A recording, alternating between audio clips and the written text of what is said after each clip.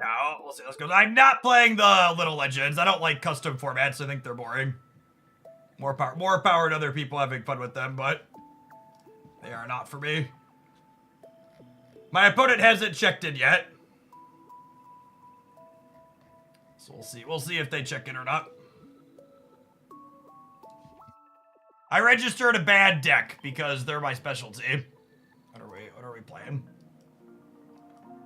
I submitted this.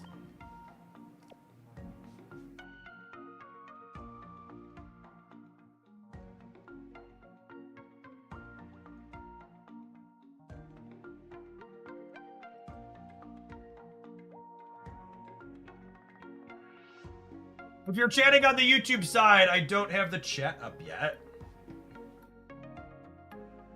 That.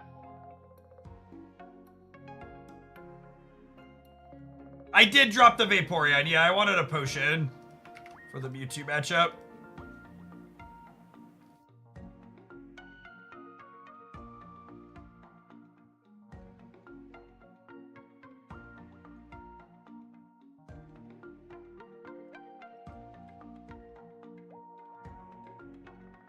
Yeah, our opponent hasn't checked in yet, so you get an automatic loss in 3 minutes, so we'll see if they show up or not. I haven't played one of these weekday tournaments before. Everything I've played is on the weekend, so we'll see how this goes.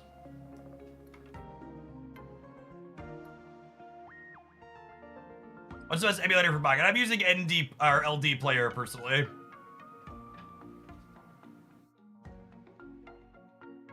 I don't think getting Omastar set up is that much markedly harder than setting up any Stage 2. All Stage 2s are pretty inconsistent.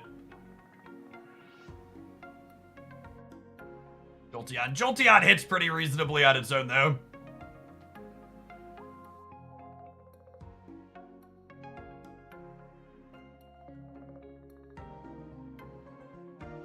Oh, you know what? We actually need to run an ad. Let me tap that while we're waiting here so it doesn't come up in the middle of the round if we get around. See you in 120 seconds, gamers. Hopefully we'll have an opponent show up. Otherwise, we'll play in the queue until the next round fires. What's the UIs for tournament? Is it check-in and concede automatic? Yeah, there's I can pull it up here. The limitless UI is really clean, so I've got tells me my opponent's name. It's waiting for them to check in. There's a check-in button. If I hadn't pressed it already, it tells me I've checked in. We have a chat feature, and then my opponent's deck list is here for open deck list.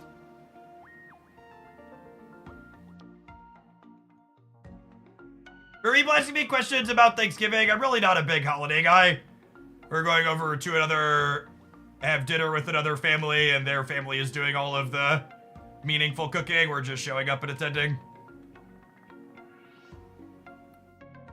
I'm really looking forward to Leafeon being added to this game if it's playable, because I feel like an Executor EV Leafeon deck with like a second, like Flareon or Jolteon as a secondary would be sweet.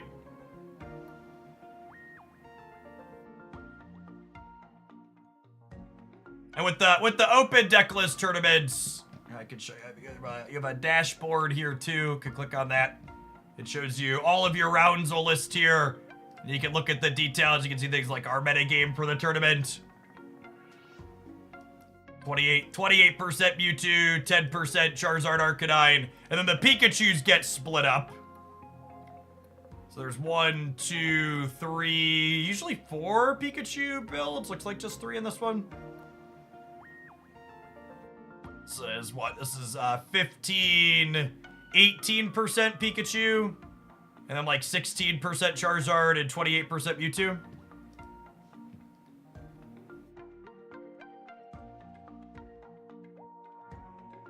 Looks like we're gonna have a no-show. We'll play some games.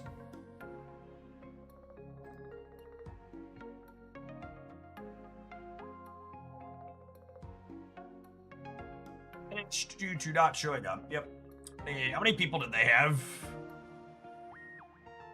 Do I not have a count down the left? Oh, the place. I need to maximize to see the place. So there's just no place listed. If I click tournaments, does it show me? 180?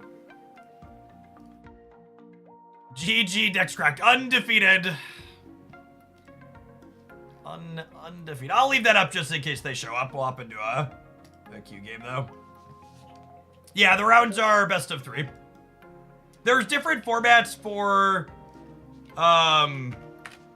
there's different formats for different tournaments. I exclusively only play in ones that are single deck best of 3. Like, there's another community tournament going on today that's got, like, some special deck building restrictions. I'm just not super into that, personally. How have I fared to them? A lot of 3-2 drops.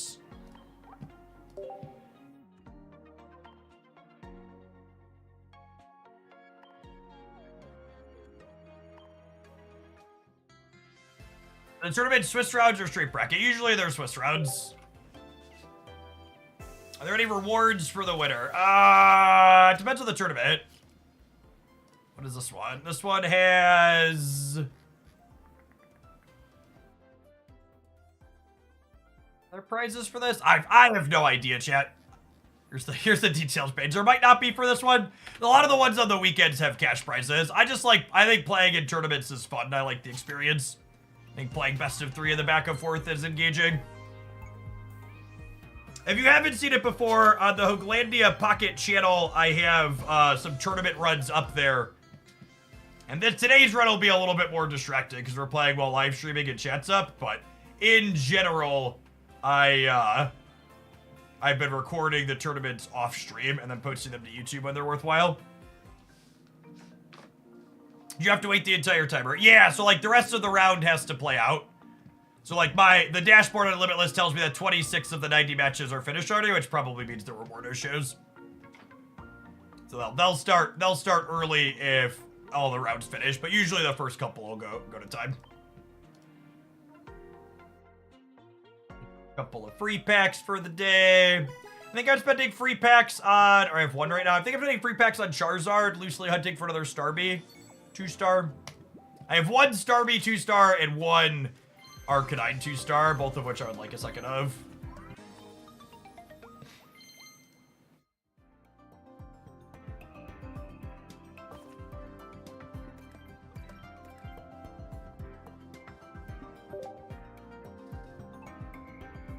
Oh, the bottom left room is bleeding out of the border a little bit. Good catch.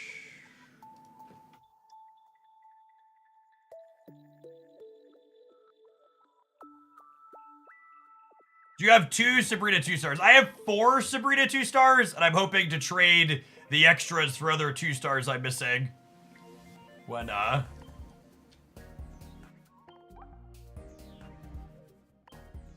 trading comes around.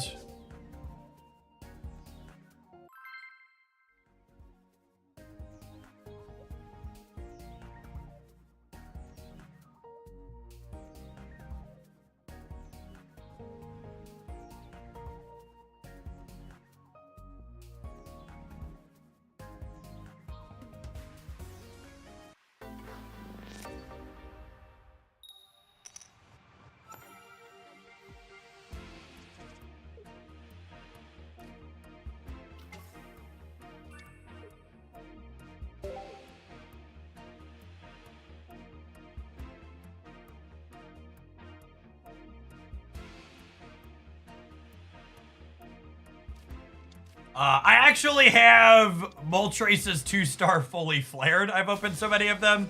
I also don't really like the legendary birds. Moltres is the only one of the birds I really enjoy, so. We can't evolve this turn, so I don't think there's any real reason to research into a red card. Hopefully there's lightning energy underneath this, so we can set up a Jolteon into their Starmie.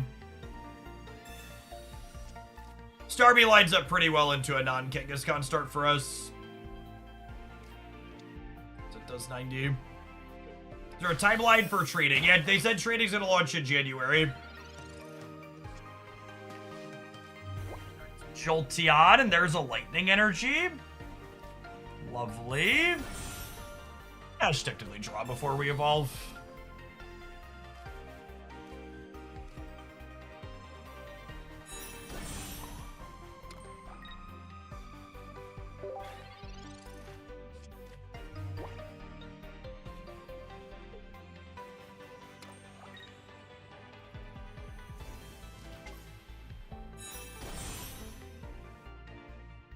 They have a Sabrina here. They can KO the Ammonite, which would be sad. Just KOing the Eevee is good. With a little bit of a high roll here, we win the game on the spot. Jolteon flips 4 coins and does 40 per heads plus a lightning weakness. So if we hit 3 heads, we get to zap them in 1. I think I'm actually not supposed to play this out, because if we hit 2 heads, the water energy means Ammonite can finish this next turn.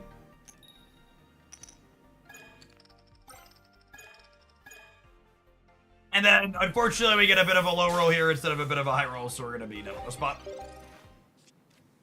But having first energy advantage in tandem with a low roll on the Jolteon is going to be too much to overcome. We'll move on to the next one.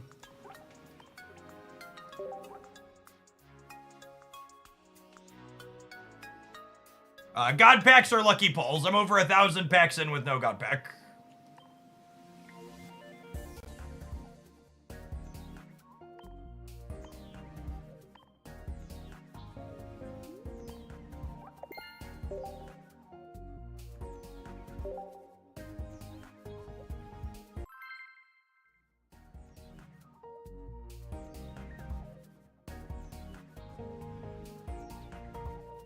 You have any immersive or crowd rares? I have all the immersives. I think I have all the crowd rares now too.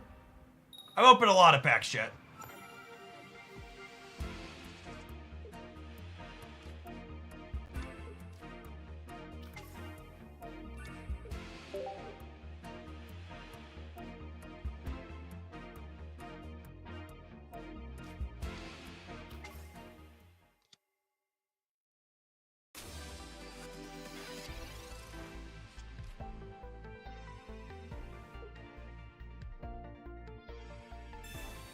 I have not watched Arcane Season 2. I'm currently partway through Agatha All Along. Is there a pity timer for packs? There's not. If you don't have good luck, you're just boned. Just something I've talked a bit about recently. Not feeling great. If you have below average variance, the Pokemon Pocket economy is very bad. What's a pity timer? A pity timer is getting a guaranteed thing after not pulling it for a while. I've enjoyed Agatha All Along so far. But I also have pretty low standards for most TV. I've enjoyed most of the MCU, even the recent years. Thoughts on Hypno? I'm just gonna stop reading your question after thoughts on Hypno and tell you that Hypno in general is pretty bad.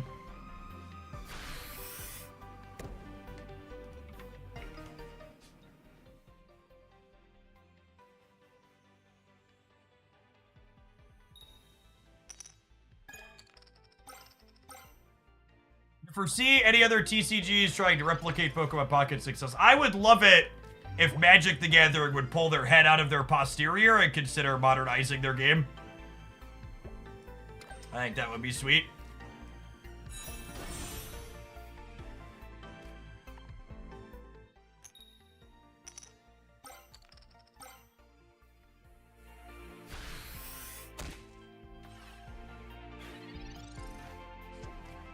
Lapstep player reporting in. How much time am I looking at to build reasonably semi-competitive decks? You can have most of the mechanically unique cards over the course of a month or so with average variance.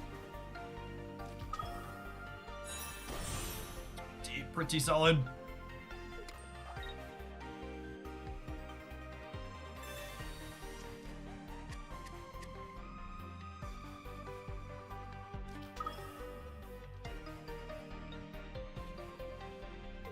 So, Omastar's pretty good into Charizard if we can maneuver it into play. We get this set up. It says the defending Pokemon can't attack the following turn. So if we get it up, it cracks the Charizard, does 90 with the weakness, and makes it so they need to retreat it before they can pull it back up. We will need a water energy under this, though.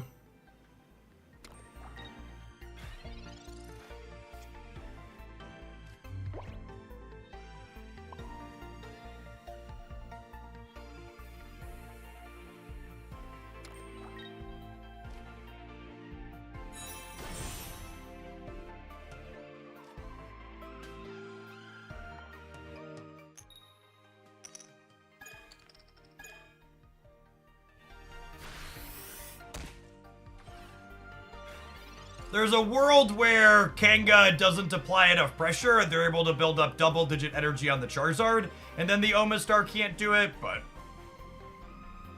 we'll see how this goes.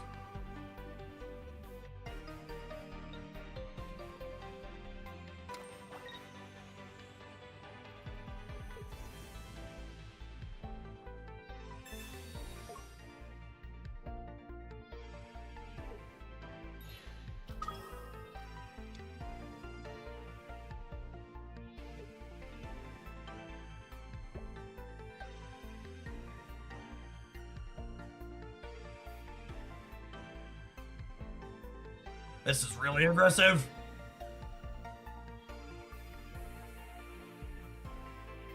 They're trying to close things out before I can get the Omastar set up. Yeah, of course you play Pokeball.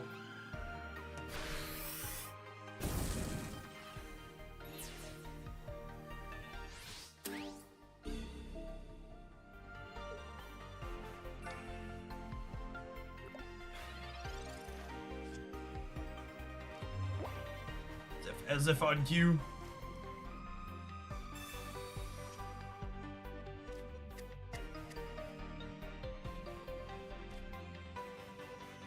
I'm gonna research here because I want to put another bench Pokemon out, but I think I'd prefer it be an EV or a something else with a cheap retreat cost.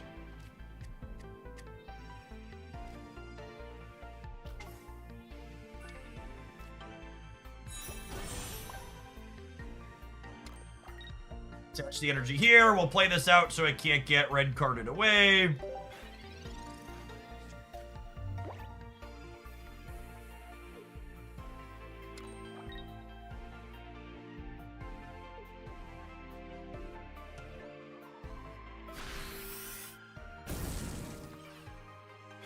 Them choosing not to knock this out, I think, is good for us here. I'd love to hit one of our 2X speeds.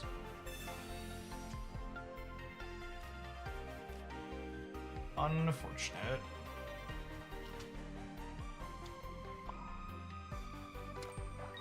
Would have loved to keep the energy on here. 2X speeds in our bottom 4. So Whirlpool here says, okay, you take 90 and now you can't attack next turn.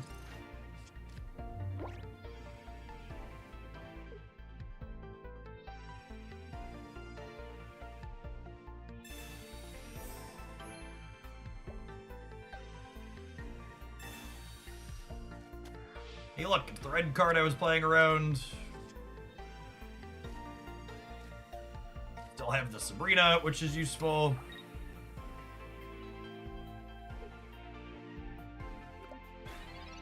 Wait, what? Honey.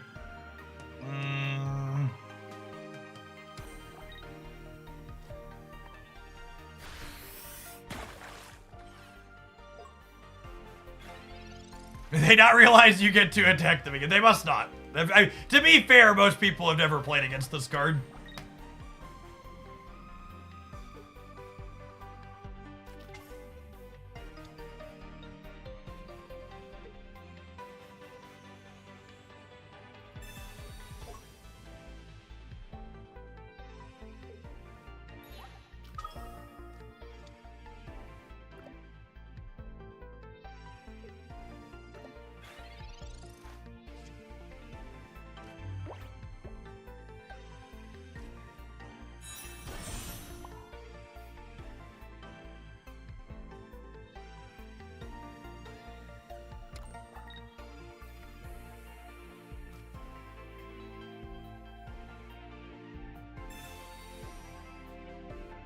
Sabrina here.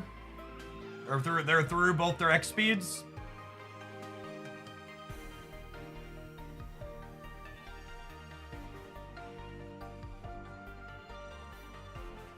They missed using an Inferno Dance on the Moltres, yeah.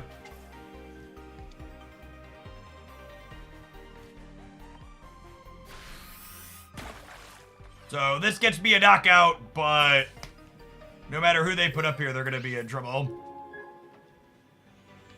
Committee announcement is another set of set cards coming. Yeah, it's confirmed that we'll have a small set in the middle of December. And then Datamind say we'll have another big set at the end of January.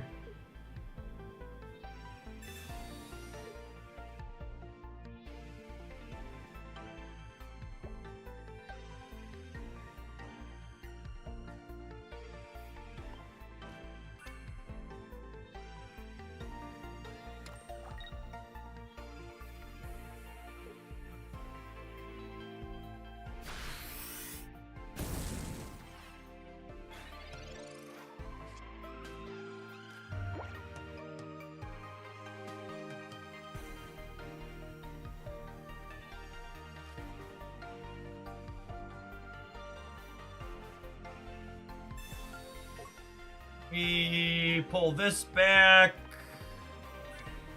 We tap this. We evolve this.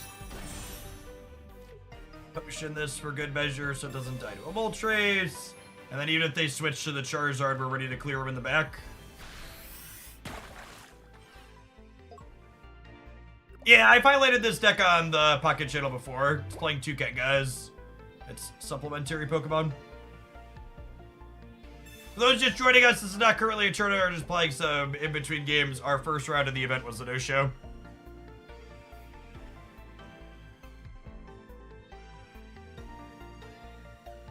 They can switch to the Charizard and claim their second match point, but we're gonna be able to sweep their Charizard and end it here.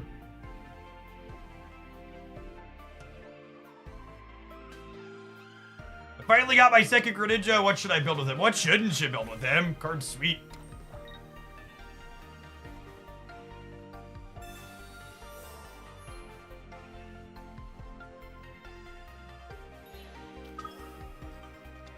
I'm playing this deck in the tournament.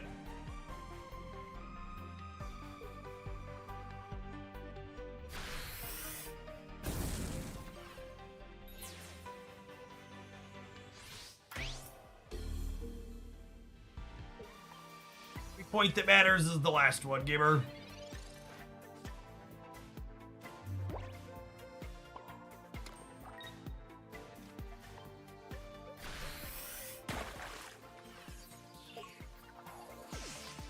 Greninja's like the Nico Madara of Pokemon Pocket. You can sprinkle that dude in anything.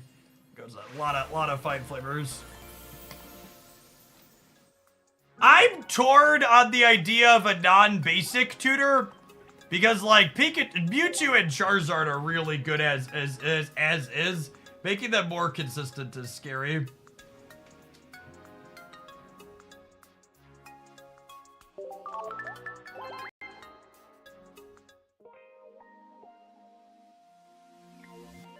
We have 62 out of 90 matches done with a 16-minute timer chilling here.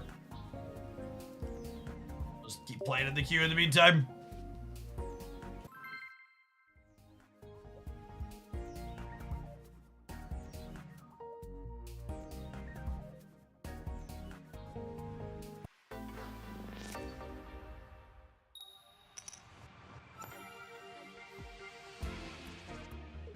I would be absolutely floored if they ever added the paper version of Ultra Ball to Pokemon Pocket.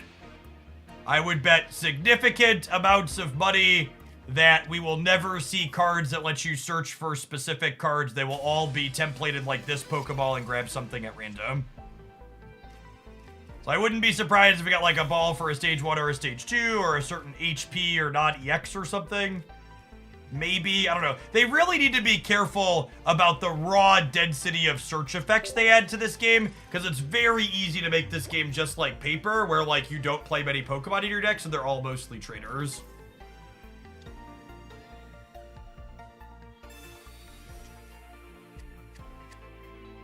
How am I playing with the mouse? I'm playing on PC using LD Player. There's a tutorial video on the YouTube channel.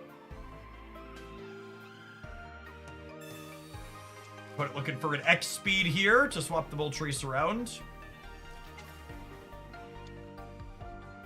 I never played Pokemon and Papers is similar to how it's played. Not exactly.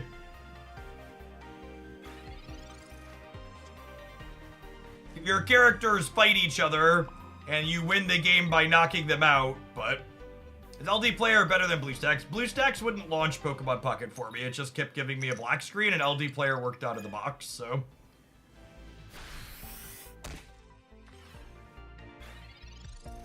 You think of regular Charizard the Charizard deck? I think it's fine, but it's probably worse than the Arcanine innovation we're seeing people do.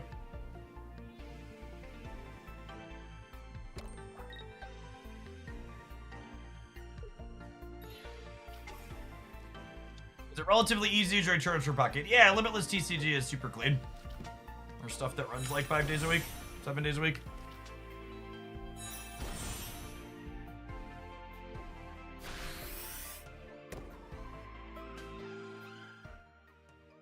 Being able to spell helps.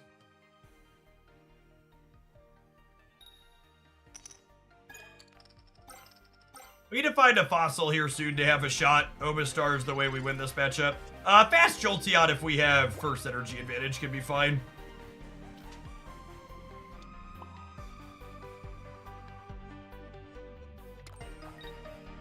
Any issues with the new Pocket update? I said a new creator. I heard other creators say the patch introduced some memory leak for players. I'd believe that. I was having to start at lag after playing for a few hours the other day, and a memory leak would explain that.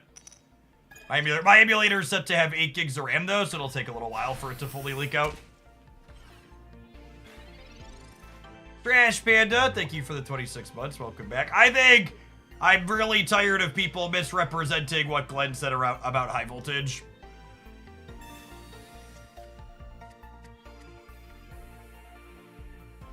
What you've asked there, Grindalus, is what we refer to as a leading question. Saying, do you think Misty will continue to be broken? Comes with the implication that I currently think Misty is broken. Which I do not. She is not broken. Misty is a high variance card. That's a bad design and feels bad to play against. But that's very different than the card being broken in terms of power level. She's super unfun to play against. I agree with that. Our opponent having 2 Charizards and flipping 3 heads with Moltres probably means they're going to be able to beat our Omastar, which is sad. Our lack of Jolteon being able to pressure here, and our Kangaskhan only flipping tails means that we're probably dead. It's really funny how often people comment on my weekly data-driven meta reports that they're confused there aren't water decks doing well. My gamers, there aren't a lot of water decks in the meta roundup because people are playing them and they're having bad performances. M-Show, thank you for the 10 months. Welcome back. The best characters to pair with Pidgeotto are Arbok, which I have a highlight with, and I think Marowak's probably the next best, which I'll have one going up with this weekend, I think.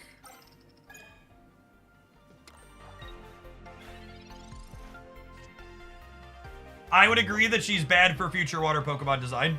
I think that's just an accurate take. Put an energy on Eevee so I have flexibility which of these two we attack with next turn. Ideally, they leave this Moltres up and then we top deck at X speed and we get to put the Jolteon in and clear the Moltres.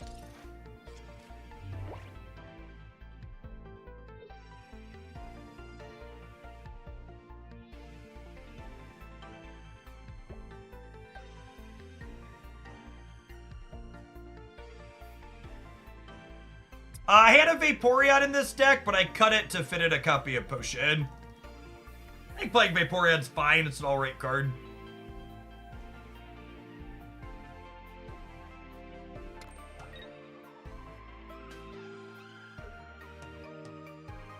I think the #1 thing Pokemon Pocket has done for me is it's given me a greater appreciation for all the other communities I've been a part of. Because I didn't think it was possible, but like the clickbait in the Pokemon Pocket YouTube channels and the amount of mind-numbing takes on the Pokemon Pocket subreddit are actually just like next level. There's some of the wildest stuff I've ever read. Is there a link for this deck? You can find a highlight of this deck on my YouTube channel. Posted with it a couple weeks ago. If Switch was introduced to this game, do you think I hope they don't introduce Switch. I think Switch and Boss's Orders are cards that would be bad served added to this game, and this game is better with lower power level options.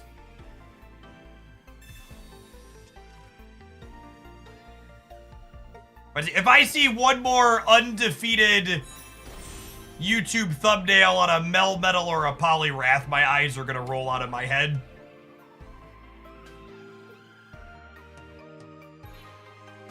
Yeah, I think more niche switches like Koga, I think is a good take. Yeah, we're just dead here, unfortunately. Arcega rolled too many tails. We didn't have Jolteon suited up, and they have both Charizards. Oh, this deck's actually pretty solid into Charizard when they have the average of 1. But they just got so many heads and we got so many tails. They're gonna get to win the good matchup.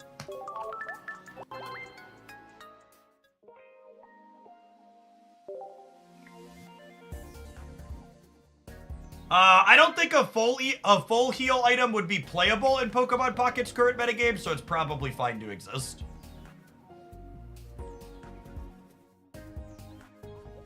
I think it's insulting every time people try to imply people do stuff because their audience is children. I think the audience for Pocket, just like most games, is more adults. I think there are far fewer children consuming content for games like this than most people would assume. Card games tend to have a very older audience, even Pokemon card games. And that's not to say kids don't play them, but you'd be surprised how many 20, 30, 40 somethings are here.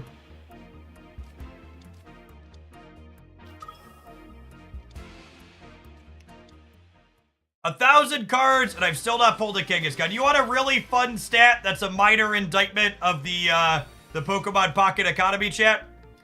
If there is a single 3-diamond or 4-diamond card you care about in a pack, there is a 70% chance you won't open that card opening 100 packs.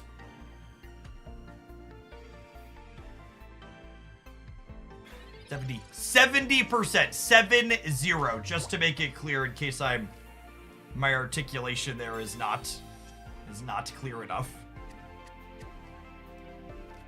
I've avoided doing a deep dive video on the Pocket economy because we're waiting for trading, because the economy as is very mediocre if you low roll even a little bit.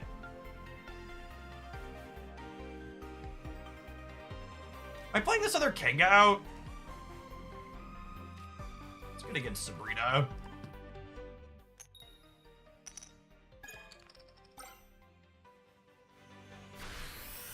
That's why they include Wonder Picks and pack points. Yeah, I mean, to a degree. Wonder Picks are not nothing, but like having a time gate and only 20% is still not great. I mean, like, to use a similar thing, if you Wonder Pick, you're going to be 80% to brick it, right?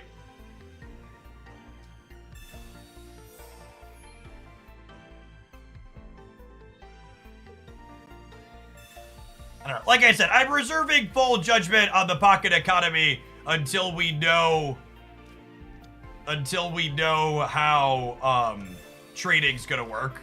But as of right now, it's definitely you low roll, you're gonna be in a bad spot. And to highlight the pack points to money conversion, you know, it costs you $100 to get enough pack points worth of packs to craft 1 EX. And you need 2 of the EXs to play them, right? So it's gonna cost you $200 to buy 2 EXs if you can't open them. Well, see, and that's the thing, and I'm gonna ban you for that. Because commenting it's less predatory than Marvel Snap isn't really true. They're both pretty deeply predatory. And it's fine to prefer Pokemon Pocket's booster packs to how Marvel Snap does things. That's super subjective. But it is very much not the case that this is a clearly better, clearly worse type situation. It is very much, okay, it's just kinda different.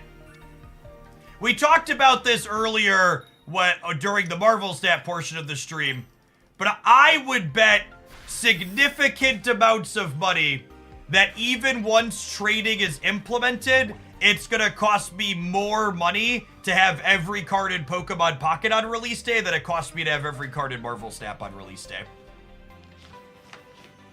And that's definitely a number I will be computing once we have a couple of set releases and we know how big their sets are and what the release model is more fully like.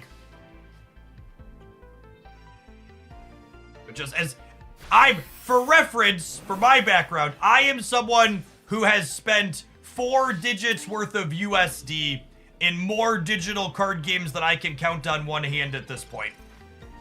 And despite all of the complaining that exists about Marvel Snap's economy, it's actually the cheapest of any I've ever played to get every card on release day. And that's not to say it doesn't have problems. It's got a lot of problems I wish they would solve. But it is to say, like, it gets a really bad rap despite how reasonable it is.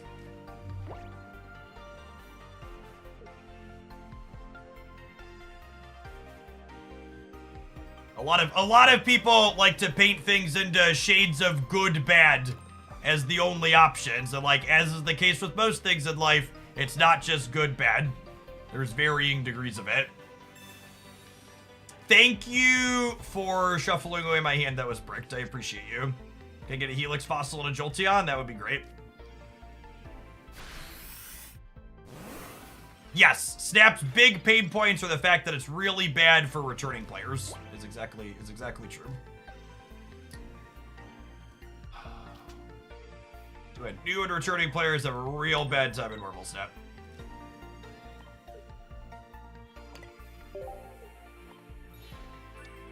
Alright, King, I need you to finish this Mewtwo for me, mama. Coolio. Red card seems unplayable. No, I'm of the opinion that red card is unplayable, yes. That doesn't stop a whole heck of a lot of people from playing it, though.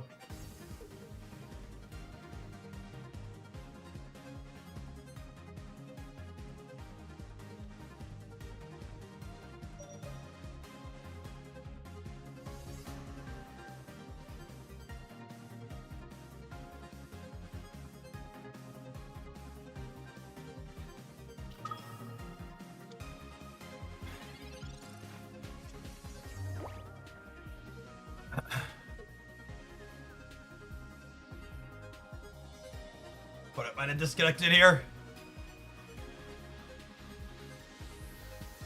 That was really good. We had a no-show for the first round. Second round should be pairing here momentarily.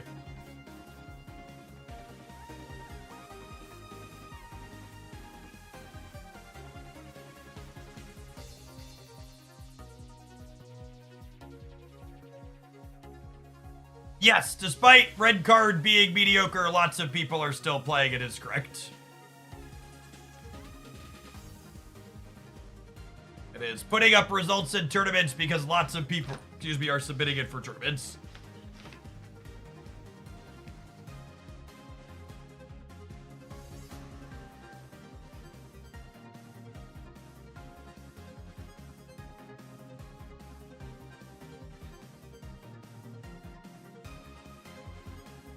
LimitlessTCG.com is the go-to spot for tournaments. They got things running 7 days a week.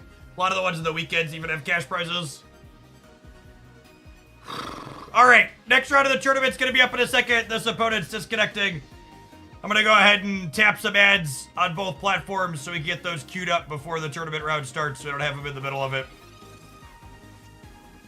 Oh my gosh, this stupid client doesn't even force them to leave. Okay, there we go. Cool. So you're gonna make me wait even longer? That would be wild. All right, have some adverts. I'm gonna pedal for 2 more minutes before we get off the bike. Thanks for hanging out. Don't go anywhere.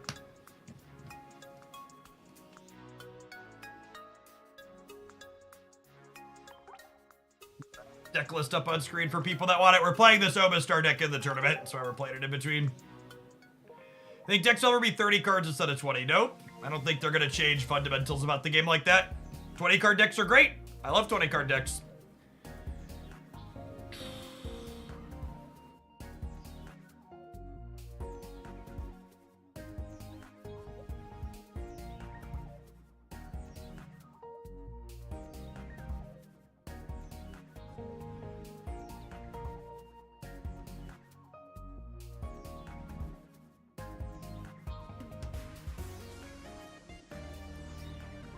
Solution.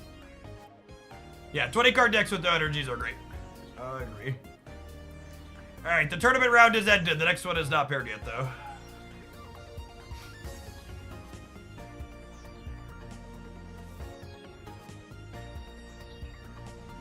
Most people aren't holding cards after Pokeballs, and you're right, it can be okay after Professor's Research, but it's pretty easy to play around if you're remotely good. And if your goal is to punish people who are bad at the game, you probably don't need the red card to beat them.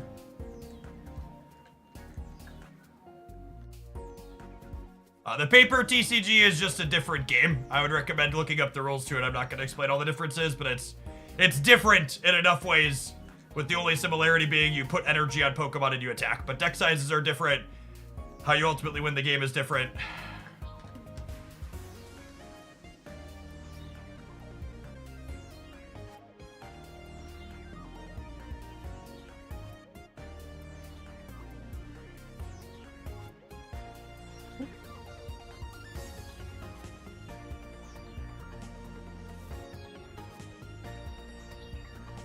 This is the downside to playing tournaments on stream is that there's waiting. It's part of the reason I've been playing them off stream.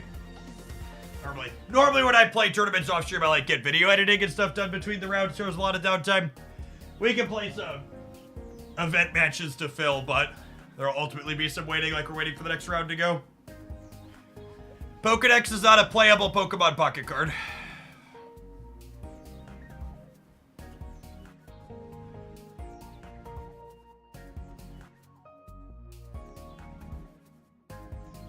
Up for a little bit.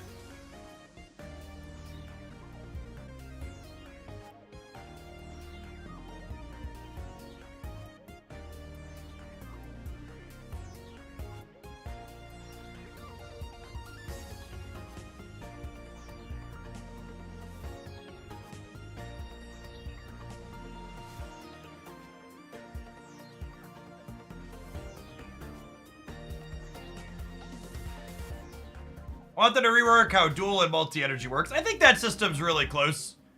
I think it's most of the suggestions people have for dual and multi-energy make them too consistent. Pokedex would be an incredibly powerful card if it lets you rearrange the top three.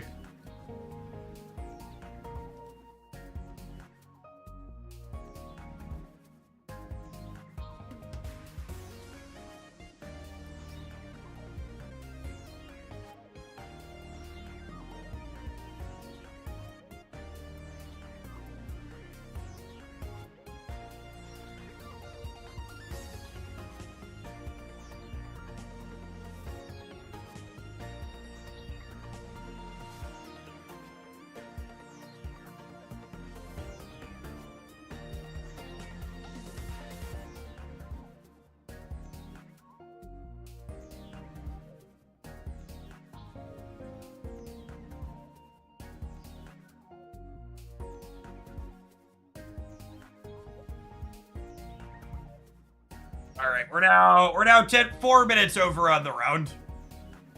We'll see how this goes. I've had these go as high as 10, but this is, like I said, the downside of thinking about playing in a tournament on stream is we just kind of got to sit here and be captive. We'll see what numbers look like. Our viewer count's okay for Pocket. Maybe a little bit lower than usual.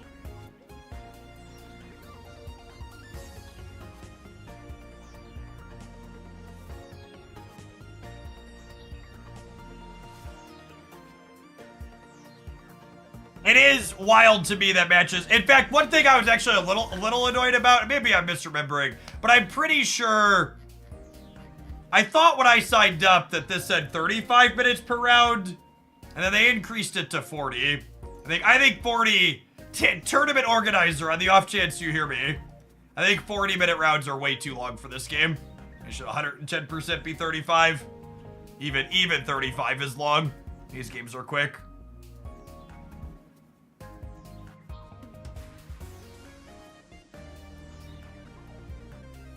Yeah, if I was running an event, we would go aggressive and do 30 for sure. No, we had a bye in the first round. Devers Gaming, thank you for the quarter of a year. M Show, thank you for the 10 months away. I think I missed that one. Apologies. Greninja is my favorite Pokemon in this client. It's sweet.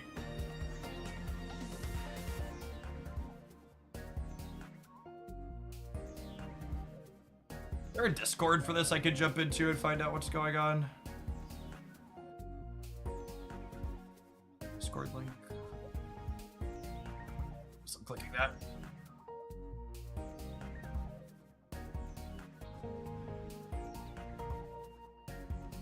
The invite link is expired. Yep, cool.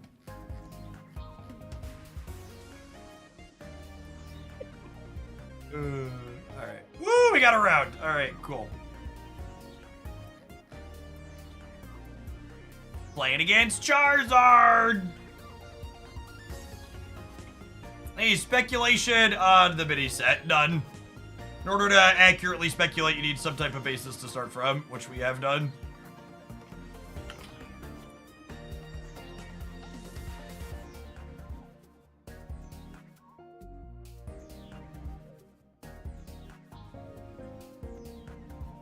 I guess we're technically still waiting for our opponent to check in, but I'm pulling the screen up so you don't see my private match password.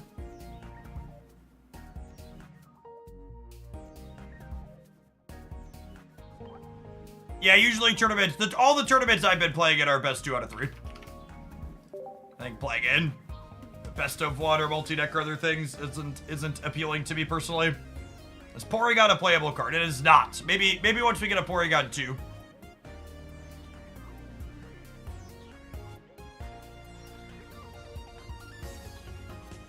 I really hate multi-deck tournaments, so if someone runs Conquest, I will not be involved.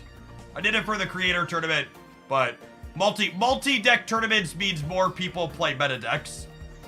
It's really difficult to brew multiple off meta decks.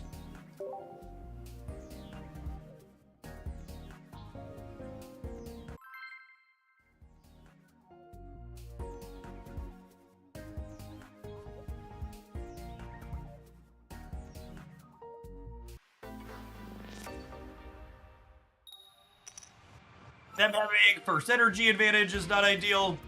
All of the good decks in Pokemon Pocket right now prefer to go first, or have first energy advantage. We have Helix Fossil on the opener is good for us into Charizard though. Although we'd prefer to lead on Eevee over Kangaskhan in this matchup because Jolteon clears Moltres quickly. No sideboard, no multi-deck.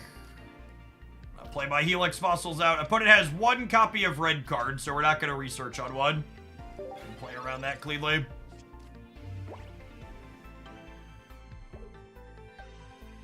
Two X speeds, 1 potion, 1 Sabrina, 1 red card. They're playing the 1 Growlithe, 2 Arcanine build of Charizard that was popularized that I covered in the meta report this week.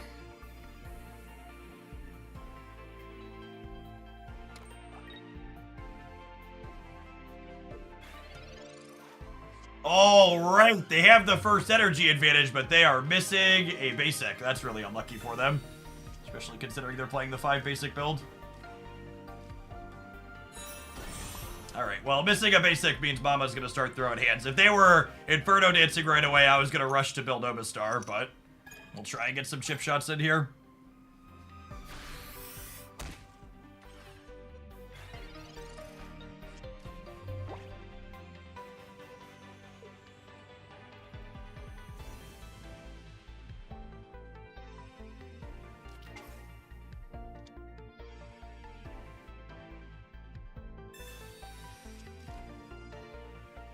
They'll be fully unlocked here, but they're playing a turn behind on the Inferno Dance, which is good for us. That could potentially give us breathing room here.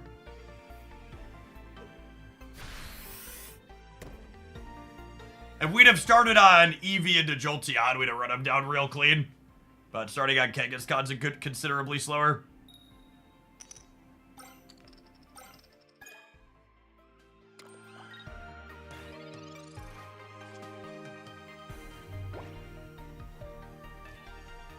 Not playing the Kangaskhan out, I want to put an Eevee on the bench in that slot.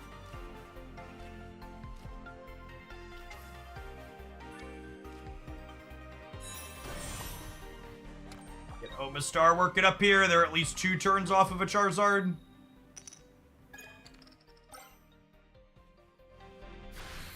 This is the one time red card would be good. Red card would have been okay before I played the Omastar. Now it's back to being pretty mediocre.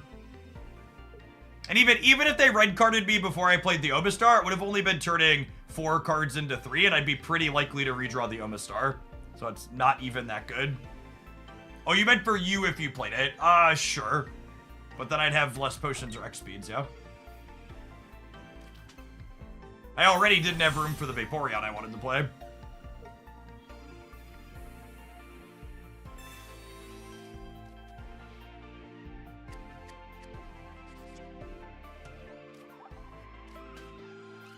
A little sad to lose the X speed, but...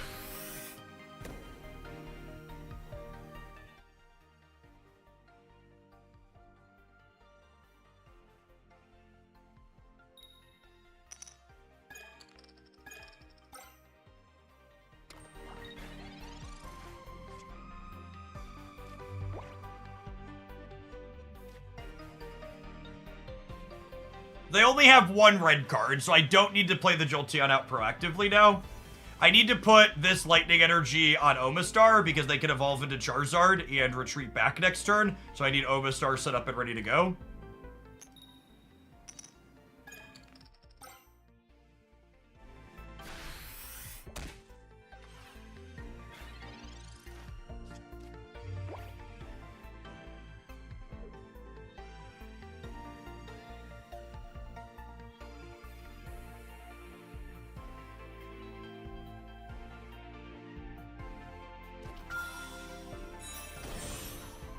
Yep, Kangaskhan doing exactly her 30 average here so far.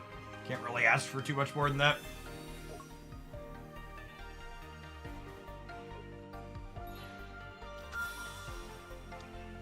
There's their first X speed down. Rogdor burninates the Kangaskhan.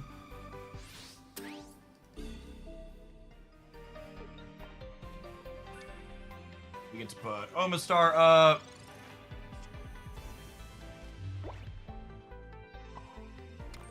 Crack you for 90 and say you don't get to attack next turn. I should play this, yeah? Do I ever want... Nah, I might want the last bench slot for a Kangaskhan, yeah? There's a world where that could be useful.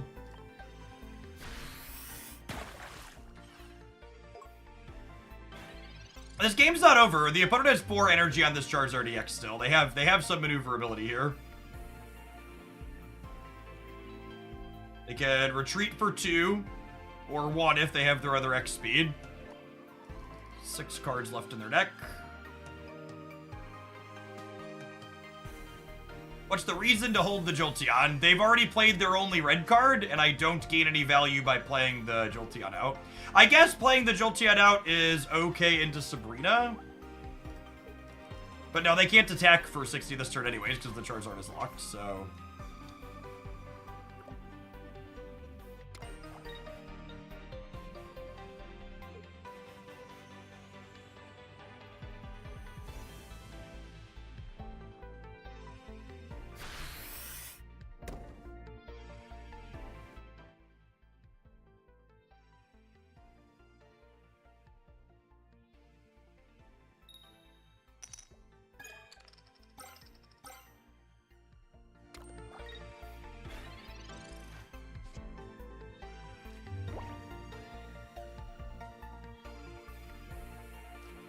Oh, running water energy probably means we're dead.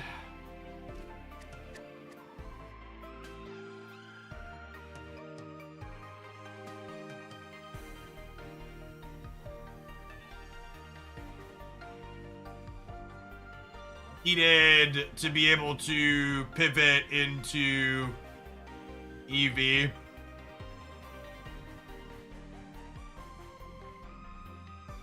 Jolteon down something.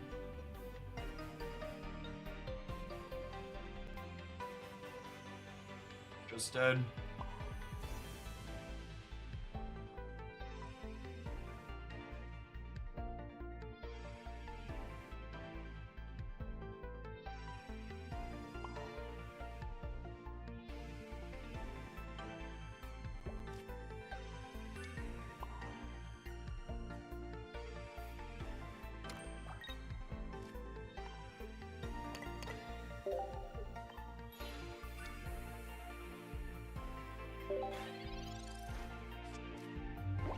The problem with this line is they can simply build the Moltres up.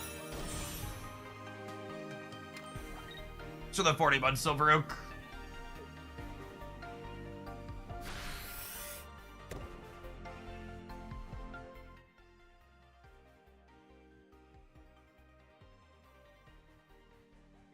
Yeah, we're done at this point. I'm gonna go to the next game. We can make this game last a long time, but they're set up and we're dead.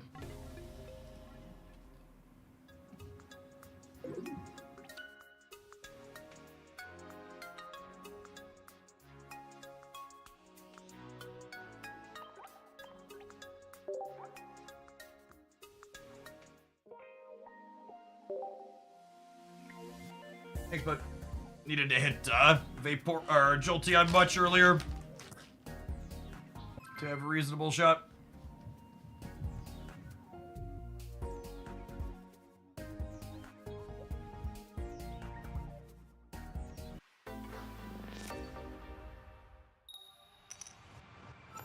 Alright, first energy advantage. Want to start on an EV. Kanga again. Rip.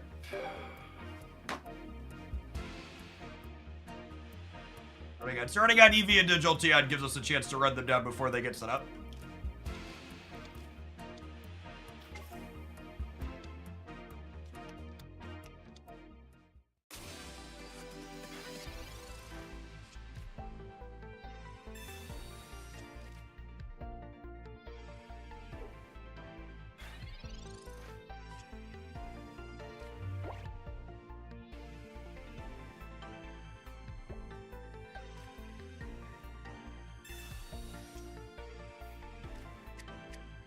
It's not the droid we're looking for.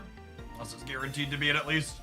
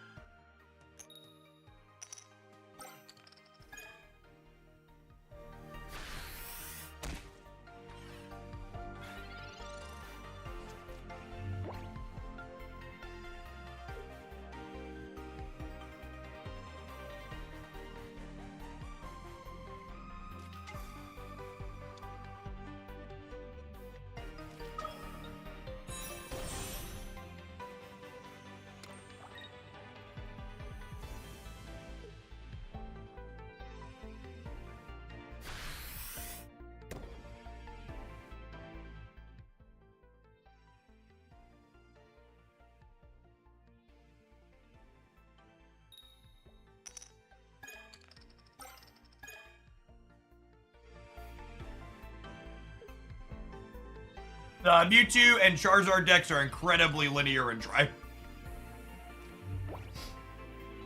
Very, very straightforward game plans. Do the same thing most of the time, and when they get set up, your opponent just doesn't have much of a shot. Mostly trying to run them down before they can get going. Boro King, thank you for the 27 months. Welcome back.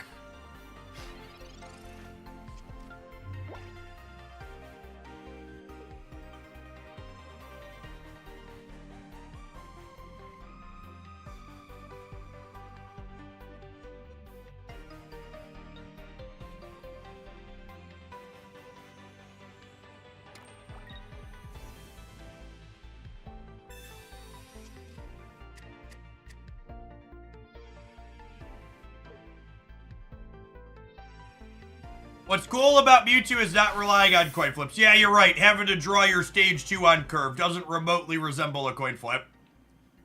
Mewtwo's the type of card, the type of deck where gamers who think they're better at the game than they are can lie to themselves and say there's less variance in it.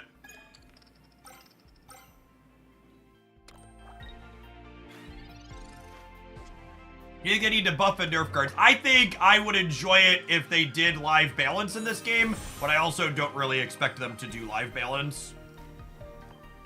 I fully expect they'll take a line similar to Paper Pokemon where they'll just power creep with new card releases to push the meta around.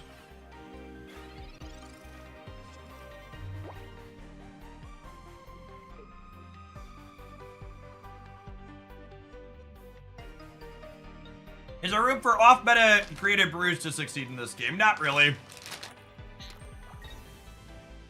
The three good decks are considerably better than everything else. Maybe it'll get better as the format gets more cards in it. But as of right now, Charizard, Mewtwo, and Pikachu are markedly better than the rest. The other category in my meta roundups gets pummeled every single week.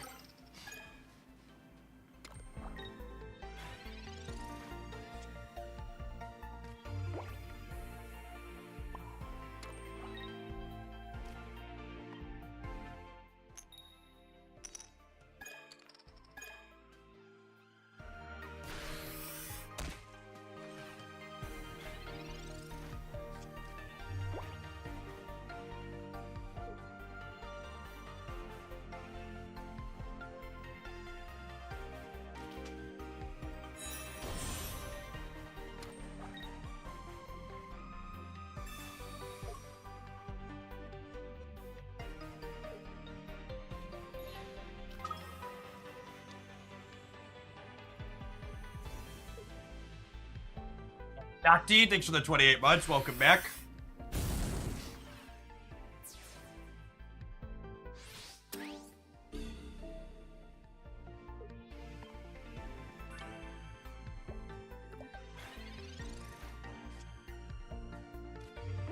All right, no Obastar yet.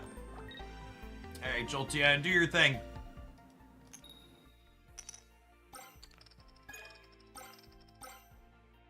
Not bad. Opponent has one potion in their deck. If they don't have potion, we're in an okay spot. If they have the potion, we're probably in trouble.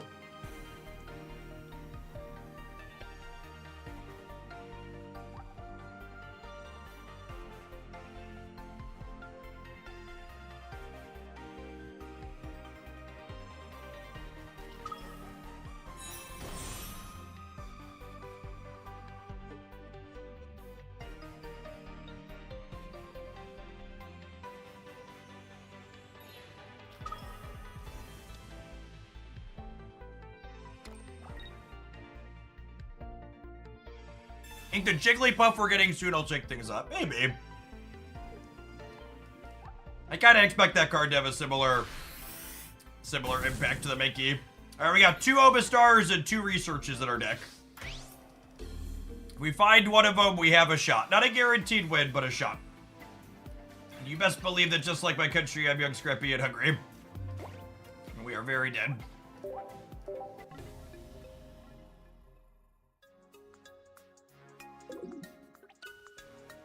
Alright, I'm gonna drop from the event when we take a loss, because these events have a very low threshold, and we'll just play regular stuff. It's probably a waste of time to play off-meta stuff in these events. Like I said, the good decks are significantly better. Hopefully we'll get a little bit better game balance in future pack releases.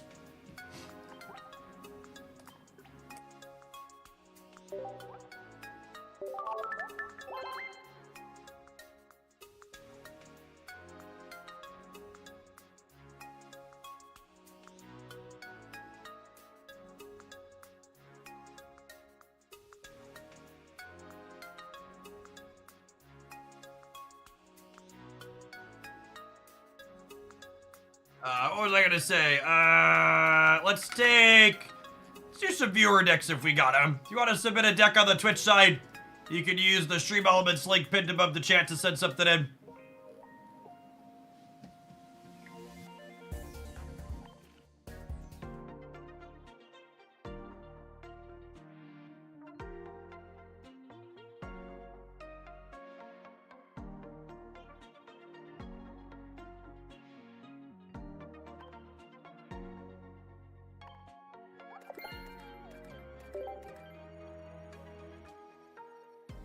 At the very least, the future pack should bring more decks to the meta that aren't Pikachu Chargers. I mean, that's not a guarantee. If they power creep, it's a guarantee that they could get pushed out.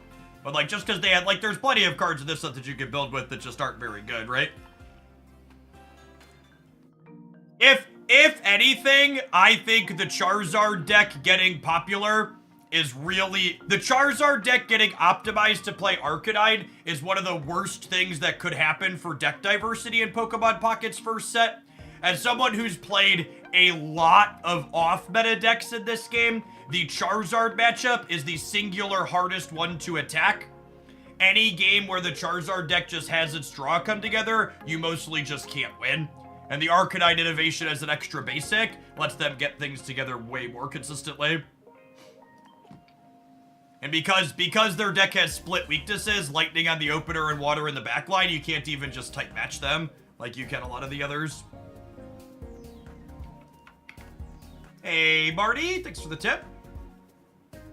What are we jamming? You have a Jolteon deck. Oh, I love Jolteon. Hit me.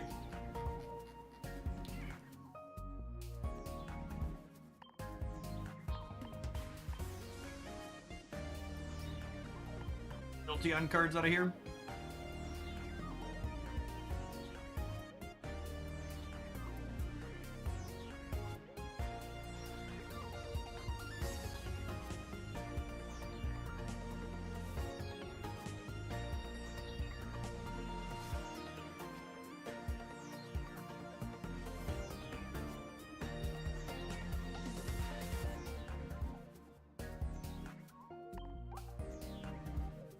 Marty, is this deck playing no water energy in the energy pool? Is that what we're doing? Are we out? Yeah, I dropped it a loss. Your odds of making top cut with one loss earlier are low.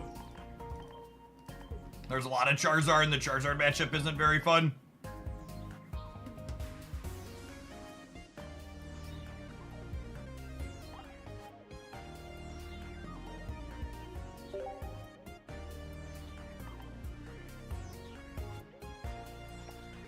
My Kingdom to be able to assign default flares.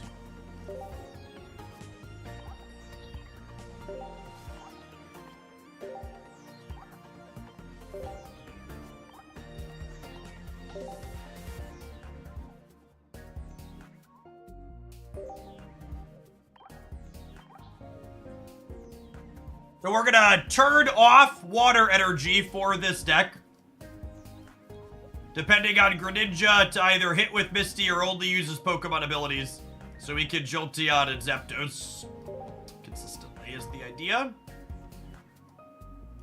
Let's rename this to viewer deck. Can we cook with Vaporeon? Sure can. Minis. And I think we'll take one more viewer deck. It's only 1 o'clock. We should be for pocket for a couple hours at least. These 3.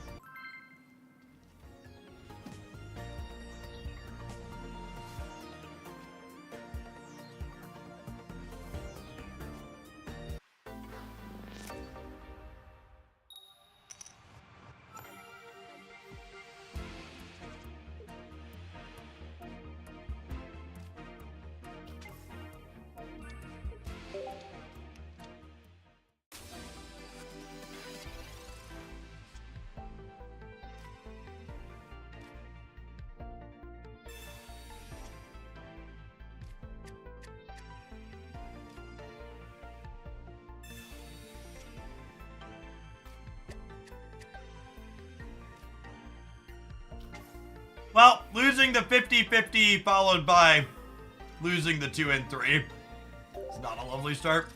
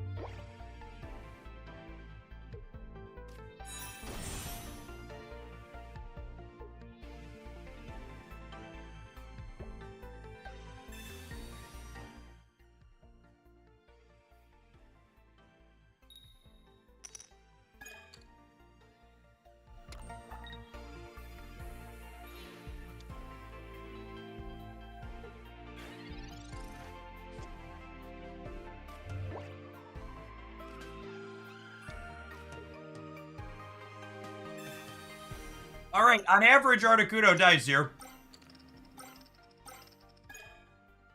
Hiroki is charged up and ready to go, gamers. So flip 4 coins, do 40 per heads with a weakness. We get 2 heads in 4, the Articuno goes down.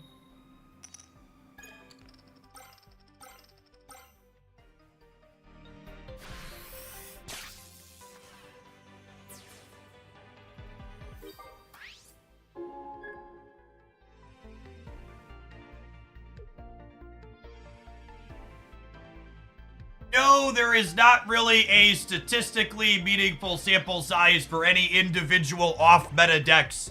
In fact, I would go so far as to say, in order for a deck to gain a statistically meaningful sample size, it would then be a meta deck. Nostalgia. You could maybe look at something like the Weezing Arbok deck over the course of a bunch of events to get something of an idea, but no, it's not. It's definitely accurate to say there's no sample sizes for them. That's why they're off meta. I guess I bet if I went through and looked at stats for like the entire last month, we could probably find stats for what is it? I bet there's enough stats to show that like Misty Articuno decks are bad.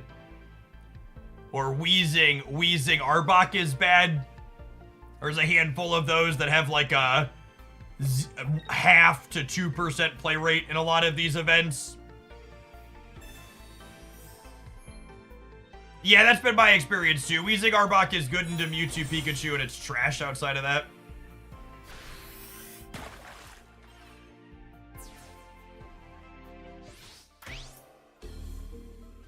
Is Magic Arena easy to pick up free to play?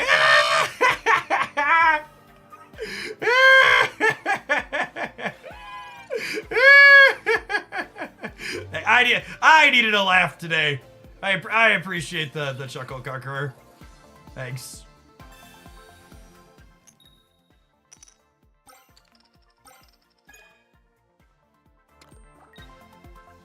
It's certainly easy to download. Good take. Good take. Easy to download.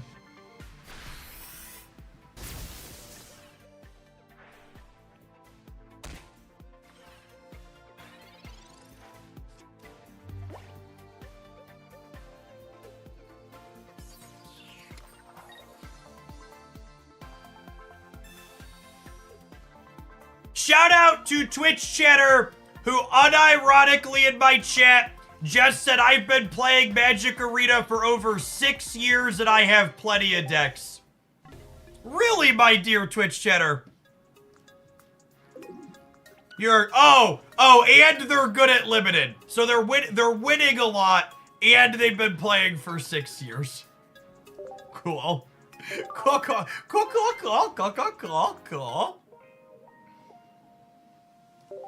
What's my general thought process when I look to build the deck? I pick 2 Pokemon lines, I add Kangaskhan or Farfetch'd, I add traders, and I start playing games. Yeah, so one of the things that's really unique about Magic Arena's economy is that Magic Arena is a game that's structured in a way where if you're a shark, you get to feed on the minnows like at a typical casino. So if you're good at limited and drafting in Magic Arena, you're going to get to win more than you lose and you'll get to get a ton of cards and never spend any money. However, most people are not doing that and the system is designed so most people aren't going to achieve that and you're just going to sit there and spew.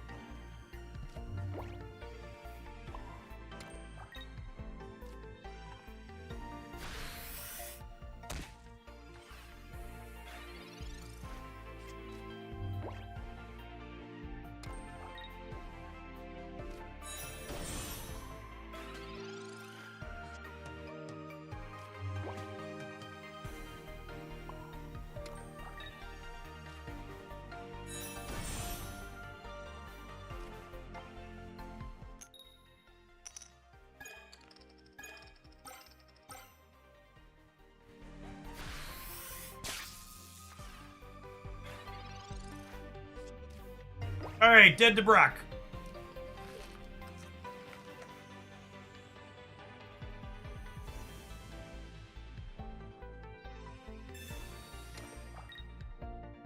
Yeah, I mean, part of the reason why Hearthstone Battlegrounds and other auto-battler drafting games are popular is because you don't have to acquire cards, right? You just, like, mostly have the game by default.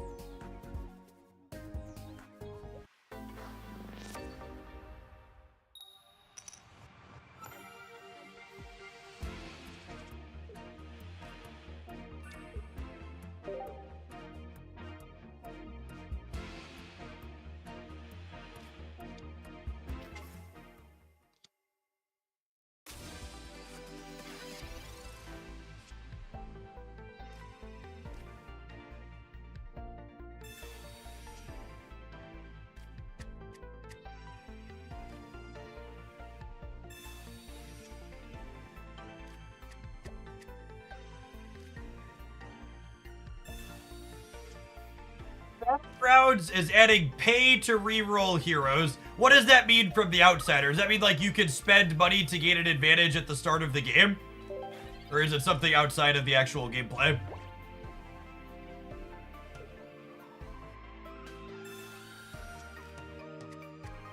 Jeff, I'm experiencing a bug in Pokemon Pocket every time I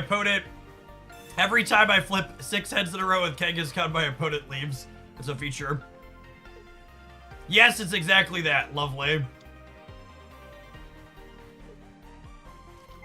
Do you know what that feature being added to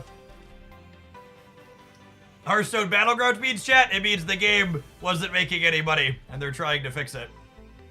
Yes, if you like the Pokemon IP and you want to expand into other card games, the full game TCG Live is a lot more to get into, but it's super free to play friendly. Is it still true you literally can't spend money on TCG Live? When it launched, you literally couldn't swipe your credit card, right? Still true. Yes. Okay, cool.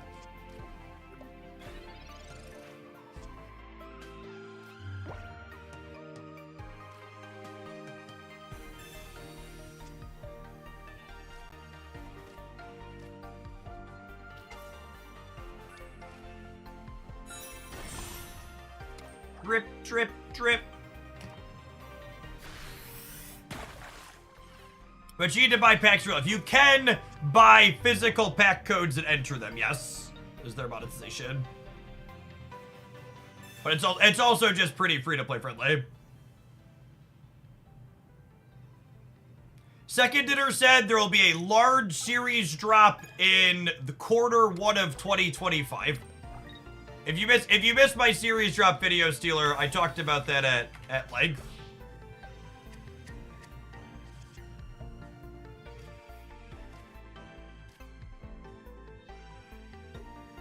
Yes, TCG Live is a digital implementation of Pokemon's paper card game.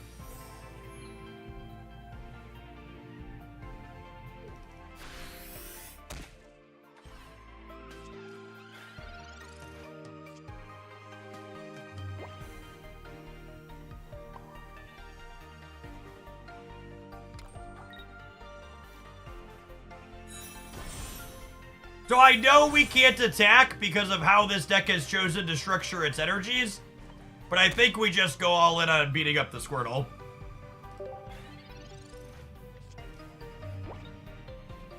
Yes, TCG Live is free to play as well.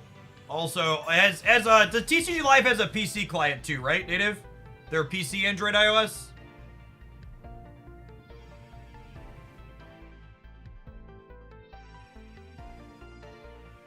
You think TCG Live is worse than Pocket? I think paper Pokemon is far more obtuse and difficult to get into than Pokemon Pocket, and the games are also significantly longer. I wouldn't compare the gameplay one-to-one because they're just different games, but I think objectively Pocket is easier to pick up and learn the basics of, and the games are much faster.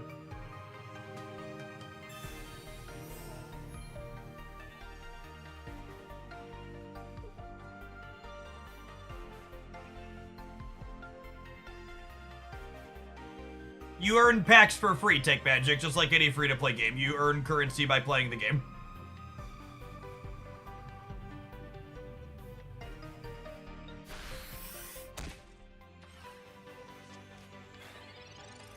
Does learning Pocket help with live? Probably not.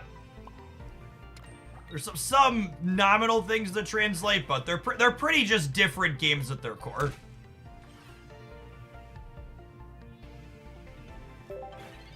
And I want to make it clear, I'm not exaggerating when I say this. There are some decks / formats that you can play in paper Pokemon where you can play an entire game of Pokemon Pocket while you wait for your opponent to take their one turn. Like, literally can be like 5+ minutes of your opponent just sitting there taking game actions. Like, not even in the tank, just like actually doing stuff and clicking through and shuffling cards around on the board.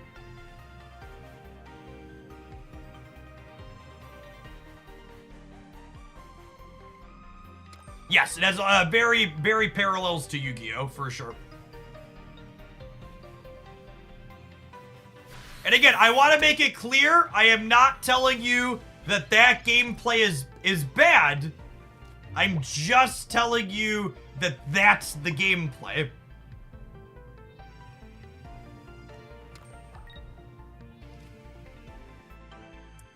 I'm gonna pull Greninja out here and just keep poking at their Blastoise and make them clear this, and then we'll put the Jolteon up to hit the Blastoise first, and then we'll finish on the Zapdos. There are no water energy in our deck, gamers.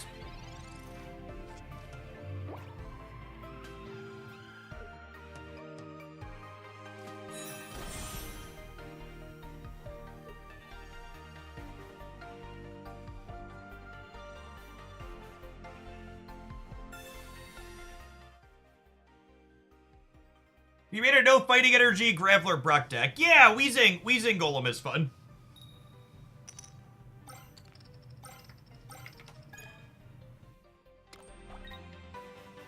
Oh no! They've assembled a backup Blastoise, gamers.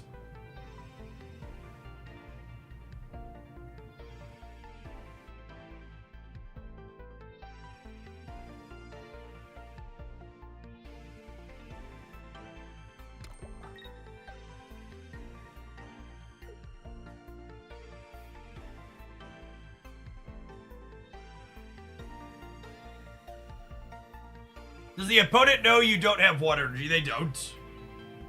They can speculate after a certain point, but they don't get to know with certainty.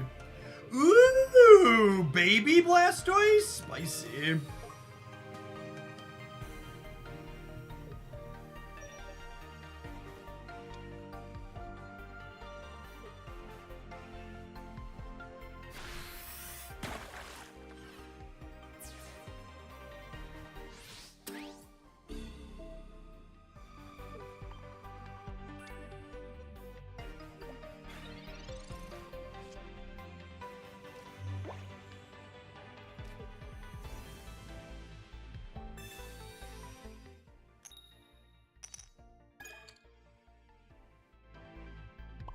Unlucky.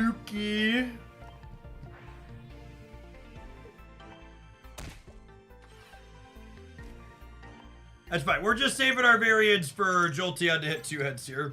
Perfect.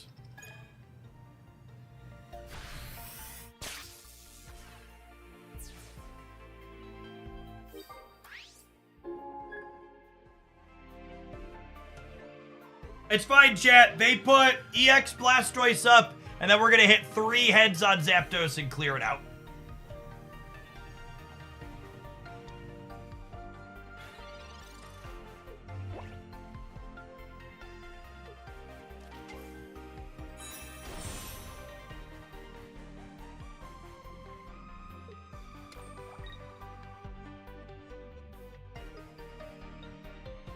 Yeah, regular Pokemon TCG is very popular.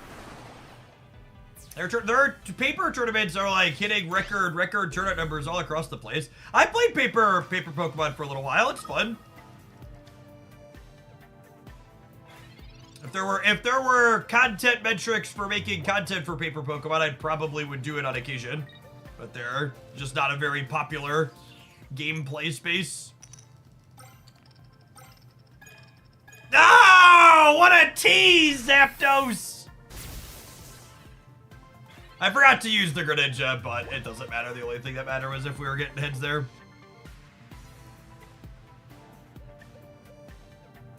It doesn't matter. The Zapdos is dead in one shot.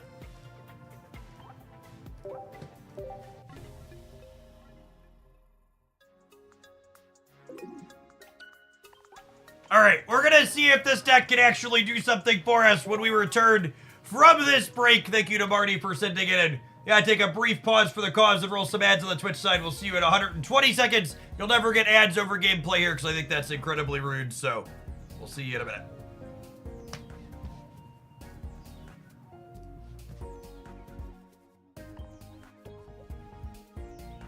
I don't know that I'm in love with no water inside of the energy zone. Every time I've tried that so far with Misty, I've regretted it.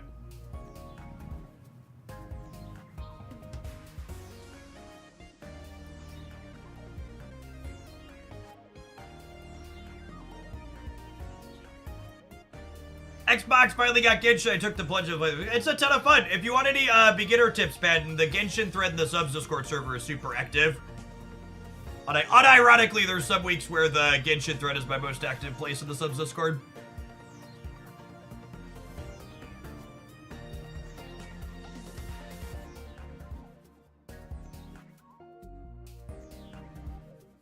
Have a good one, Medic.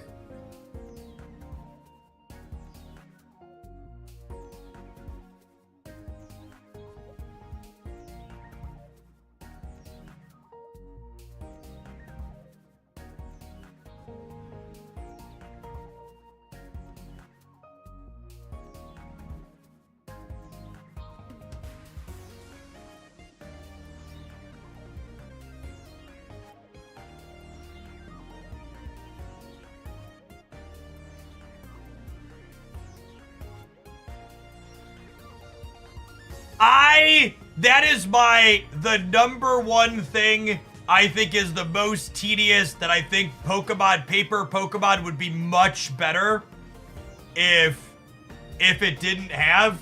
I think your prize cards in paper Pokemon, one, I think it would be better if they just reworked the whole prize card system. I think just having points is a much better system like Pocket does. But two, absolutely, your prize cards in paper TCG should be face up for both players. Or you should be able to look at them, one of the two. Because the thing, for people who aren't familiar, at the start of Pokemon, instead of just having points, there's 6 face down cards from your deck. And then when you knock out Pokemon, you draw those face down cards.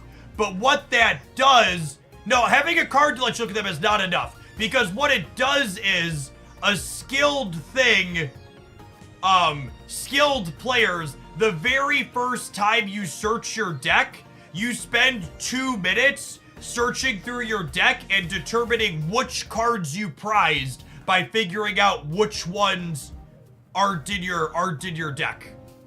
You look at your hand, you look at your board, you pick up your deck, and you prize check it real quick.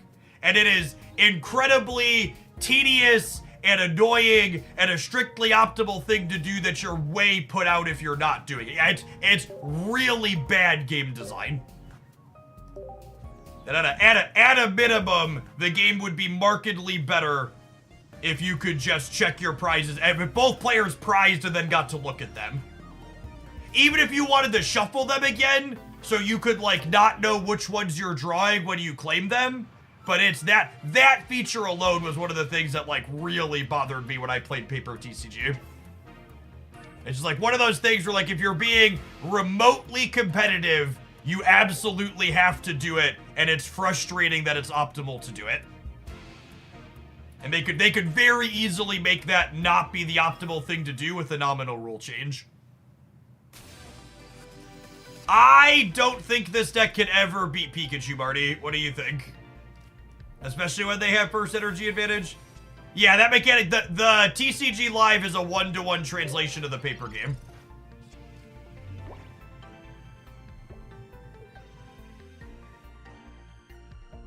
What's our line to win here? We draw another basic, we have 2 punching bags, and then our Zapdos high rolls.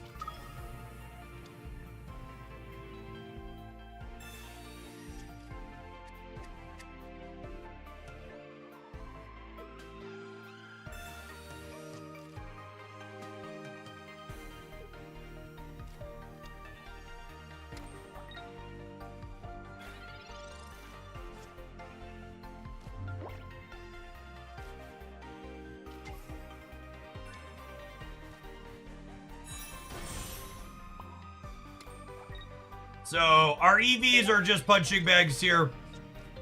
Our way to win this game is Zapdos CX, Thundering Hurricane. Just gonna buy some time with their bodies.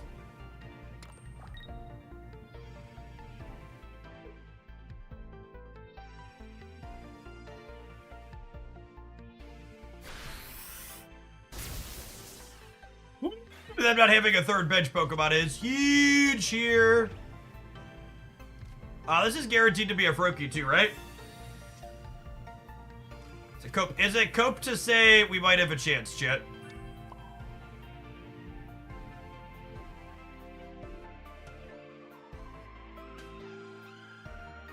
I think I might go in on this Jolteon now. Hopium. Hopium. Oh, I forgot to play the Misty. Oh, I forgot to play the Misty. I'm gonna draw Professor and feel sad now. I was so excited they bricked. I was like, oh, big blood in the water energy.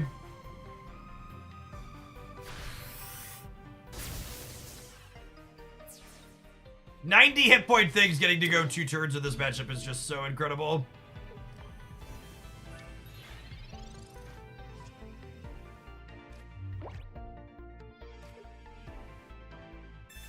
You think they need to change the turn 1 mechanic in Pocket? Nope, and I think the people saying that are very silly. Pokemon Pocket doesn't have a rules issue with going first being too good. It has a design issue with not enough cards being designed to leverage going first profitably. Good examples of this, Executor and Weezing are 2 stage 1 Pokemon with 1 energy attacks that love going first. I want more Executors and more Weezings, not a rules change. Yeah, regular Marowak, Rapidash, Seeking, these things like to a degree don't enjoy going first. No potion. No potion, dealer. 1 time. I believe we have died. Do. It's so sad, because if this Jolteon would have just hit 2 heads last turn, we'd be in a spot to clean him out.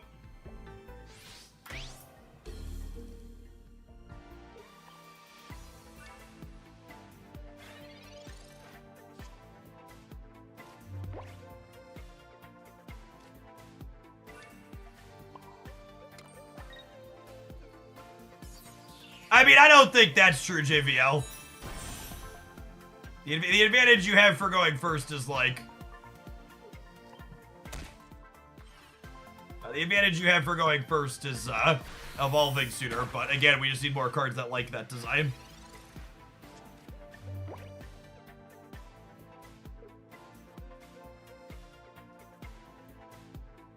Who needs Marvel Snap? We got Pokemon Pocket. I'm going to take the incredibly controversial stance of it's okay to enjoy more than 1 game at a time. Yes, so we lose to Giovanni here. One of the many... Giovanni is like easily the best card in the Pikachu deck against people trying to brew. Alright, I'm going to give this deck 1 more loss, and then we're going to move on to building with Vaporeon.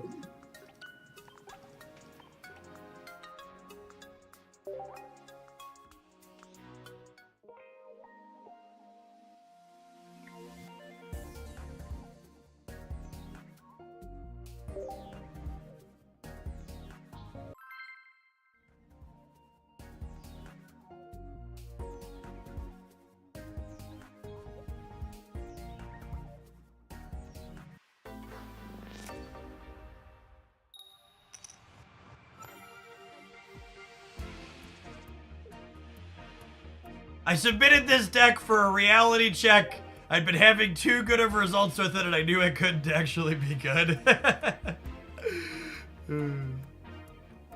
Yeah, going first constantly certainly isn't doing Jolteon any favors.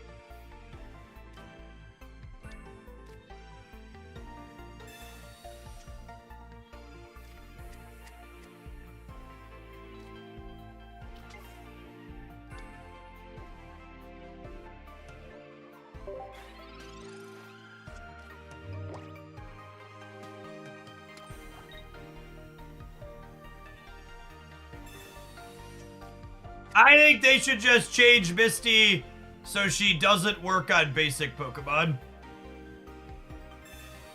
You could probably even just let her flip 2 coins at that point, have her only work with evolutions. There you go, and fix all the design problems with her. Just put non-basic in her text box.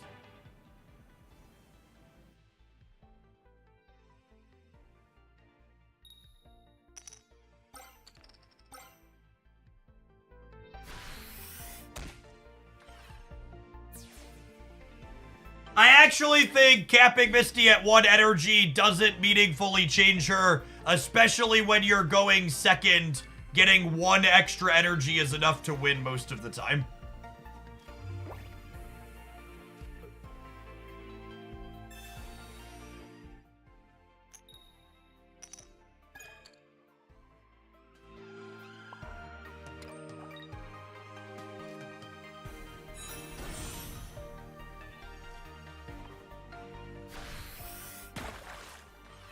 I agree. I think all of the people constantly talking about how they would change Misty are wasting their breath. They're not changing the card. They're probably never going to balance any cards in this game.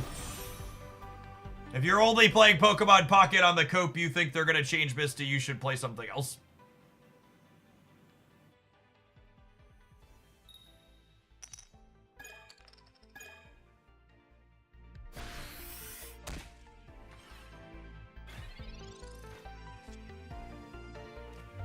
All right, assuredly this one hits, yes?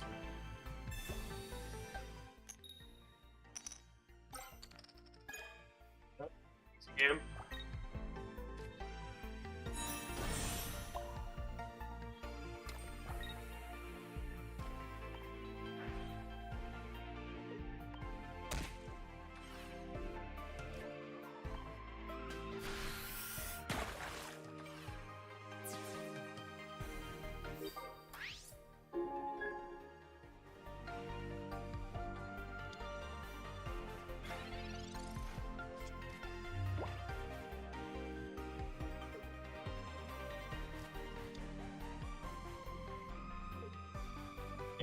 I'm just gonna continue to give people doses of reality. They're not changing the card yet. It's just not a thing that's gonna happen. Brock Onyx with another fighting line of your choice. That sounds great, Luatek. Thank you for the biddies. I am a Brock enjoyer.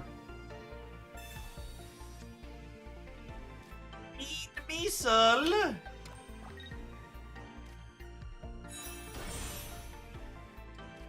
Think about retreat to you. And then we'll water Shuriken plus Pin Missile for lethal here, ideally.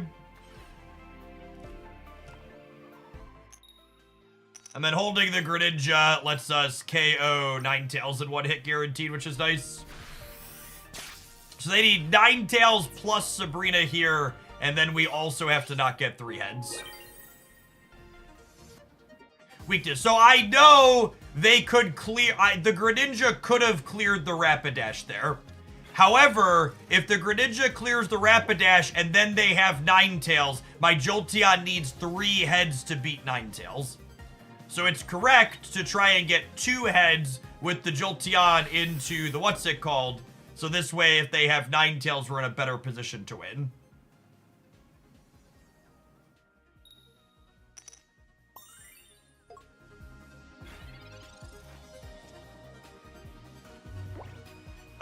Retreating undoes Tail Whip, yeah.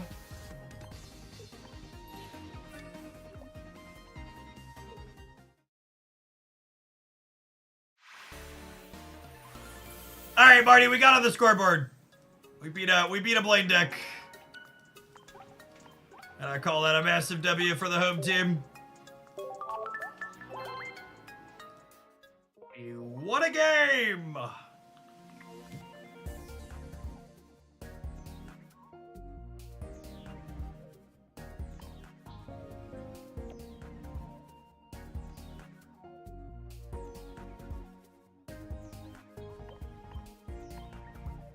Alright, our next submission is actually to play some Vaporeon. I don't know what else I want to do. What else? What's the second Pokemon that I want to play with Vaporeon? I'm inclined to say I want to play 2 colors.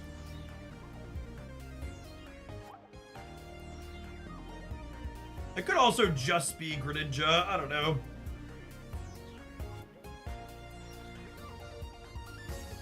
Omastar. It could be one color Omastar.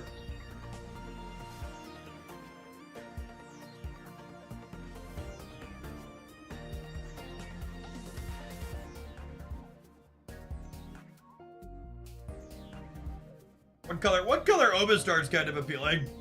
Because Vaporeon's kind of tanky. So like in a pinch, Vaporeon could frontline while we set up Omastar in the back. I don't hate that.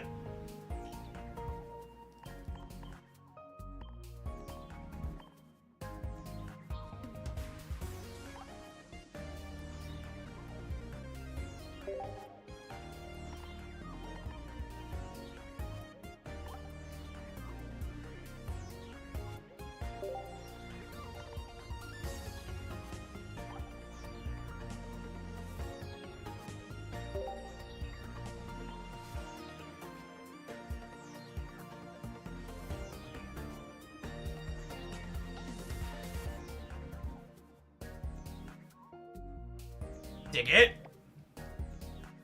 I've played worse.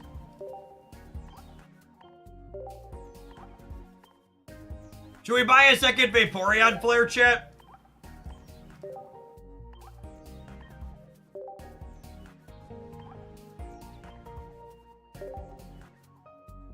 Should buy a second Vaporeon flare.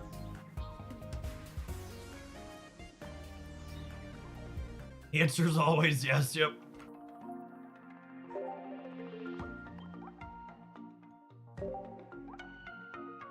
The real question is, do I buy a second one of this, or do I spew and get double bubbles for the top end?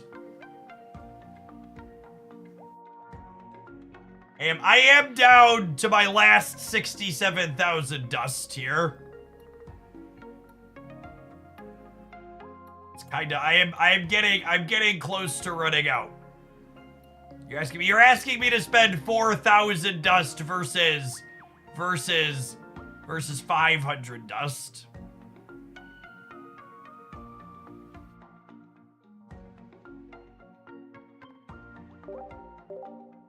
Nah, I'll do it for you. I'll do it for you, Scissor.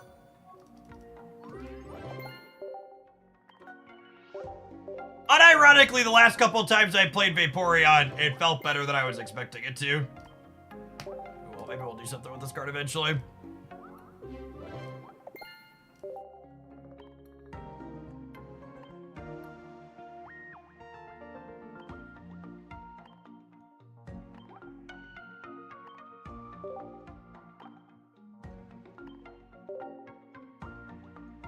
I prefer juicy fruit to double bowl. Do I want potions in here? Heals for 30. I kind of want more healing. I'd have to give up X speed though. Can I split X speed potion 1-1? I think I can split X speed potion 1-1.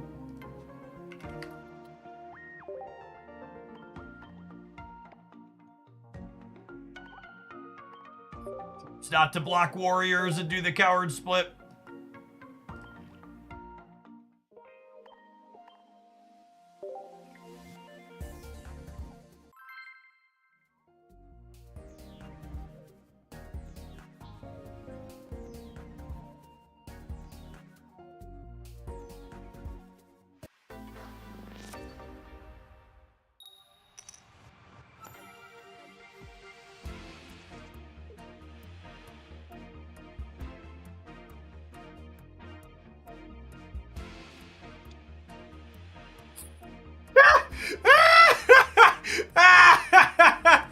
So I've been documenting my experience dealing with Samsung on stream, and they just updated my estimated repair cost on the Z Fold 4 I sent in to be more than the cost of buying a new Z Fold 4 on Amazon.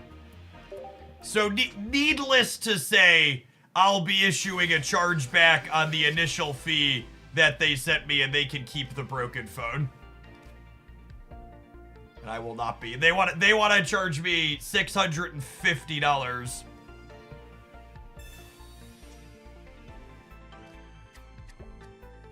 Which makes the Z Fold 4 both the singular most expensive piece of hardware I have ever bought and the shortest lived cell phone I ever owned.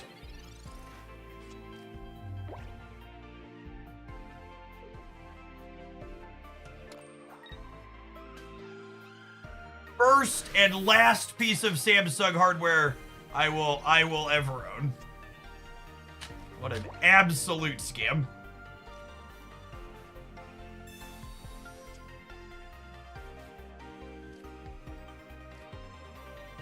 Honestly, I wonder if there are repair places trying to scam me, because the thing that's listed is, what does it say here?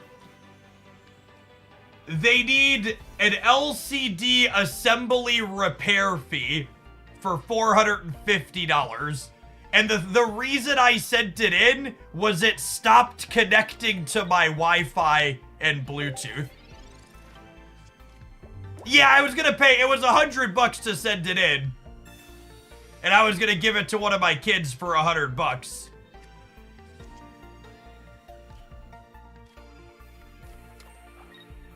But for literally the price of a new one, no. They can pound sand.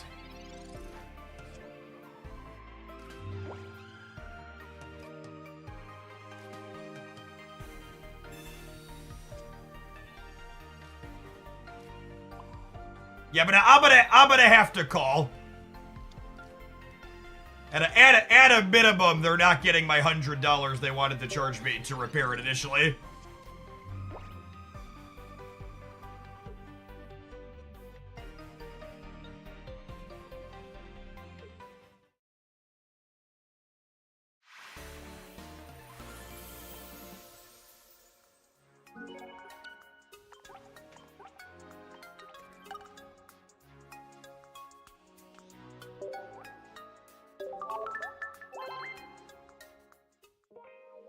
Unironically, I feel like I need to unpark my Twitter account just to drag them. That's the way you actually get things accomplished.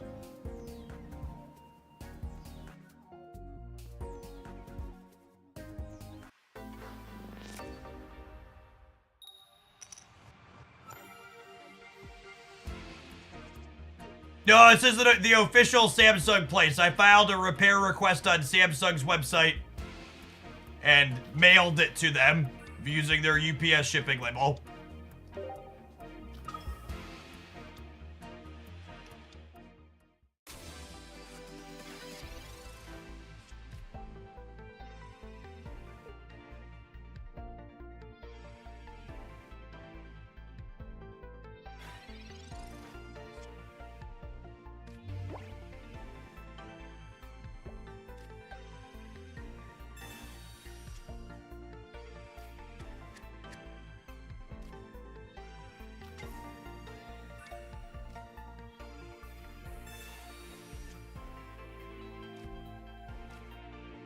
Not the fossils I wanted for Christmas, gamers.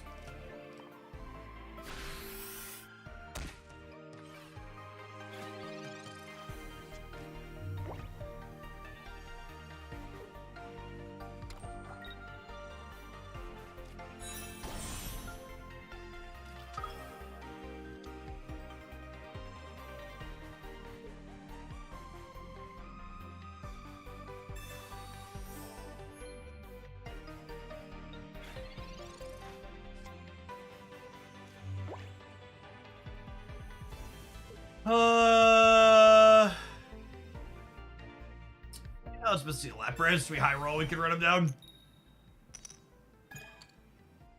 Average Misty Gaming.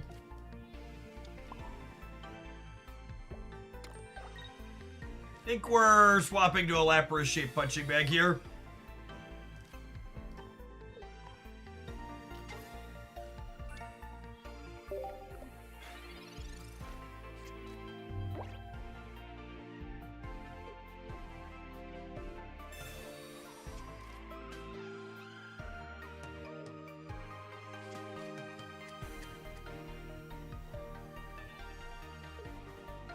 I like how you use your words, Jeff. You gotta tell a story.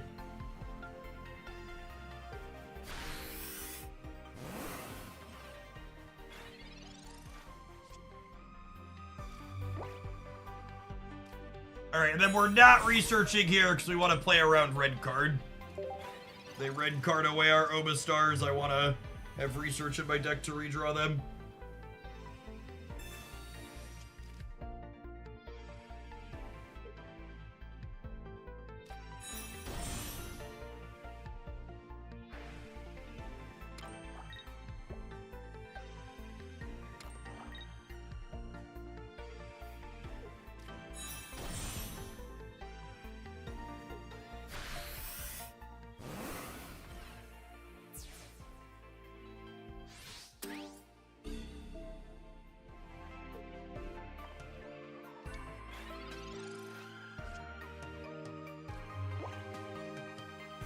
I just saw a Teams message informing me I could have closed the office an hour ago. Rip.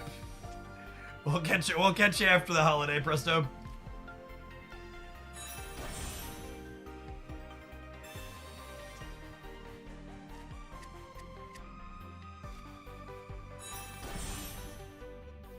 Unfortunately, if they have second Gardevoir, Omastar might not be enough here, huh?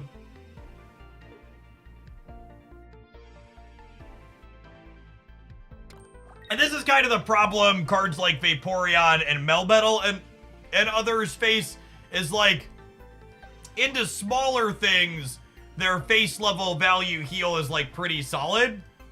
But Mewtwo and Charizard one-shotting them just leaves them in such an awkward metagame spot.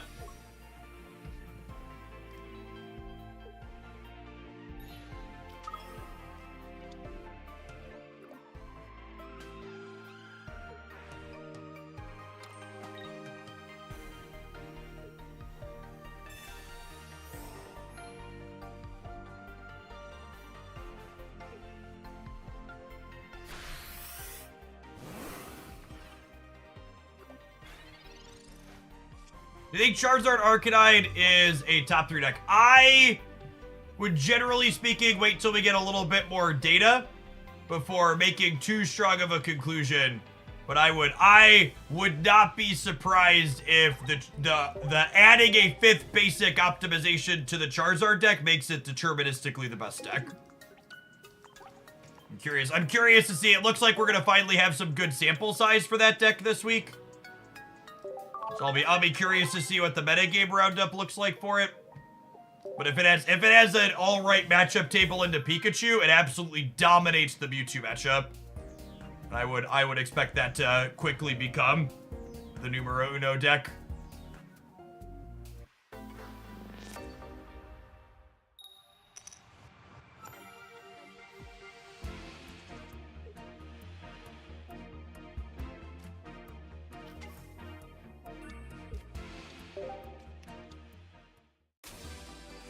All right, Weezing. Vaporeon's probably pretty solid into Weezing.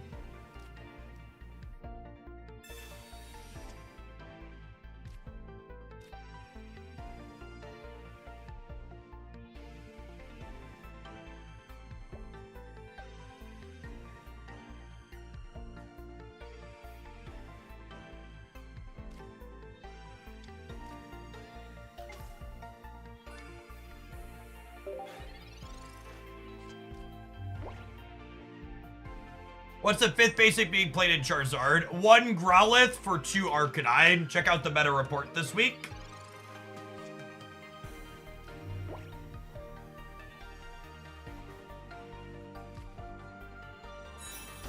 Did they miss their attack? They clicked through their attack, didn't they? Oopsie poopsie. You like the best deck in the game are very linear in your experience? Is that normal for card games, or are there changes? No, it's not always the case. I actually think the Pikachu deck is not a super linear deck. For what it's worth. You're right that Mewtwo and Charizard are super linear, but Pikachu has pretty good dynamic gameplay, lots of retreating and stuff, bobbing and weaving.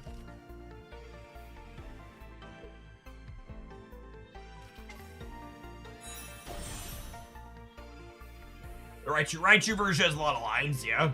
Whoa. Let's not be crazy and call the Pikachu deck a bounce deck. Koga's right there. The bounce deck is the bounce deck. Yes, the Pikachu deck is good at hiding its EXs from getting knocked out. Is exactly true. All right, Misty. One heads. I've been so good this year. Nailed it. I've been very good this year, gamers. All right, 10's a record for me personally.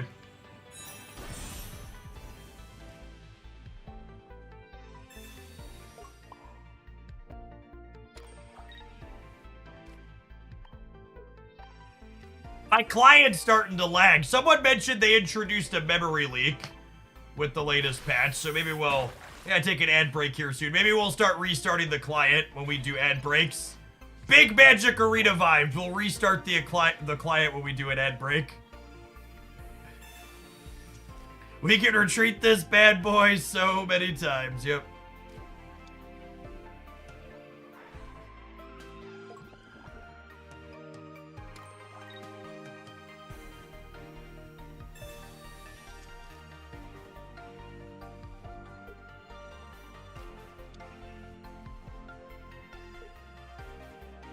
Well, they're a 2-color deck. Oh no! Chat! We've played right into their Alakazam trap card.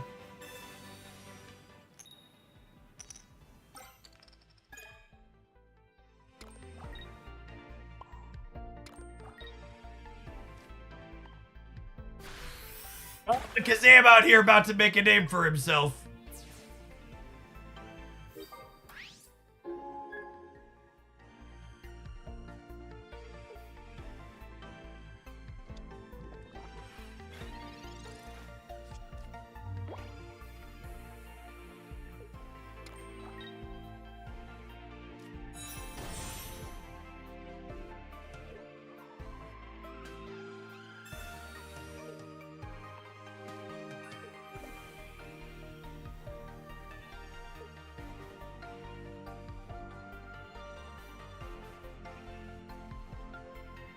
Play another Misty, let's get the Alakazam to 1k, something like that.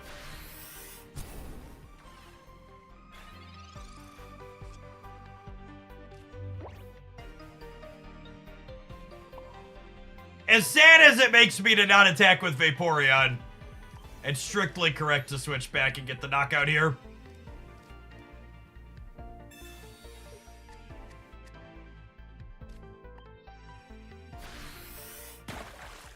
Yeah, you can see everything kind of starting to run slow. What, we've been playing for about an hour? Had the client open for about an hour?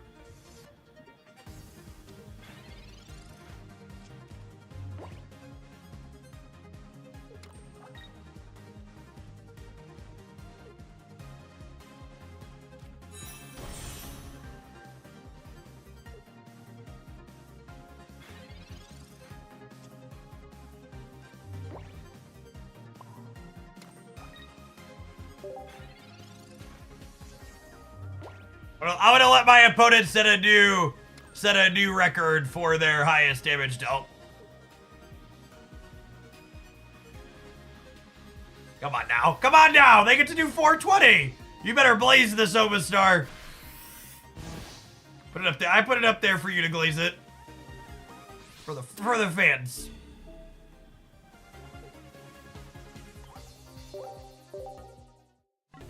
Cheers to that. All right. We're gonna play some more Omastar Vaporeon when we return. I'm gonna tap an Admiral before we do. Thanks for hanging out. Don't go anywhere.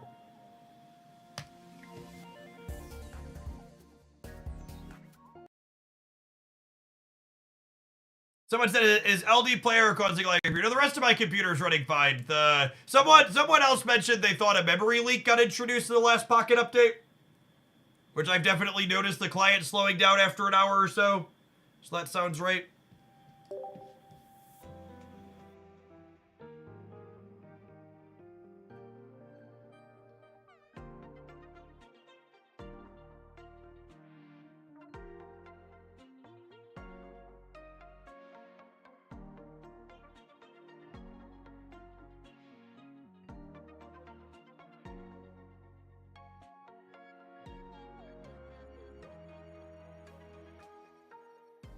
Catherine, thank you for the 16 months. Appreciate it. Welcome back. I heard people talking about emulators having memory leaks in particular. Maybe, I guess LD Player did also update, but I wasn't having a memory leak before either of the updates, but it could be an issue with the latest LD Player too, I suppose.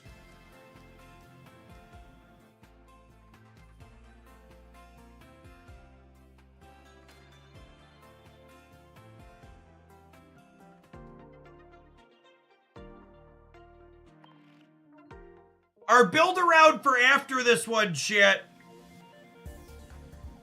is for Onix with another fighting Pokemon of my choice. Who do we want to pair with Onix? When I'm taking viewer deck submissions, there'll be a link pinned above the chat. I think these are going to be my last two for the day, though. Our viewer account's a little on the low side, so I don't think I'm going to run super long. A lot of the U.S. professional folks are probably already out of the office. Ooh, Machamp's a good call out, honestly. I don't hate the champion. I'm a big Machamp stan in general. Kabutops. Kabutops is so bad against Charizard and Mewtwo. Do you believe power creep could put free-to-play players at a disadvantage? I mean, if they constantly power creep 100%, free players will be at a disadvantage.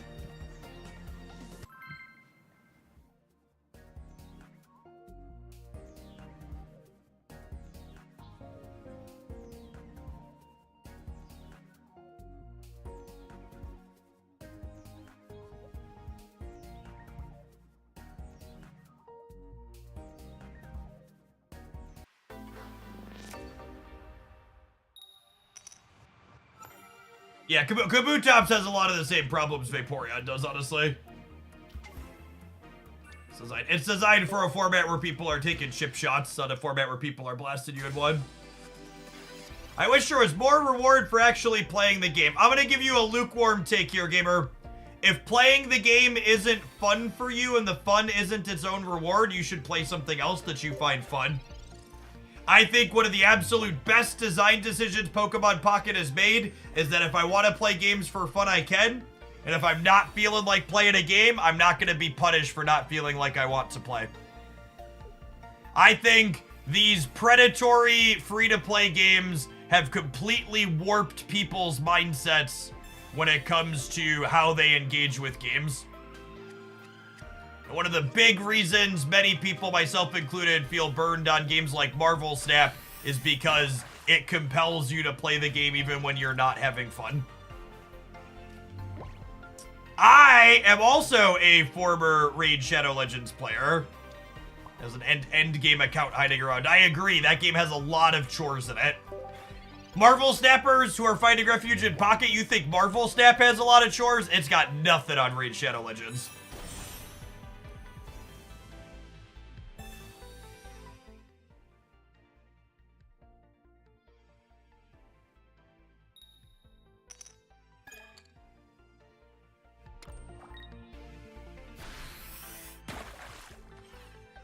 I actually don't think it's fair to lump all gacha games in with each other. As someone who's a current Genshin Impact endgame player,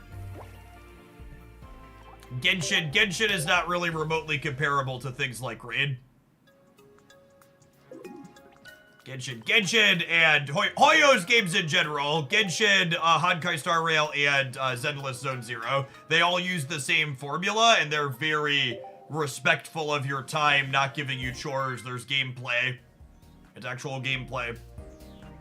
They've got it dialed in. They don't feel like they punish you. Nice, Irby Face.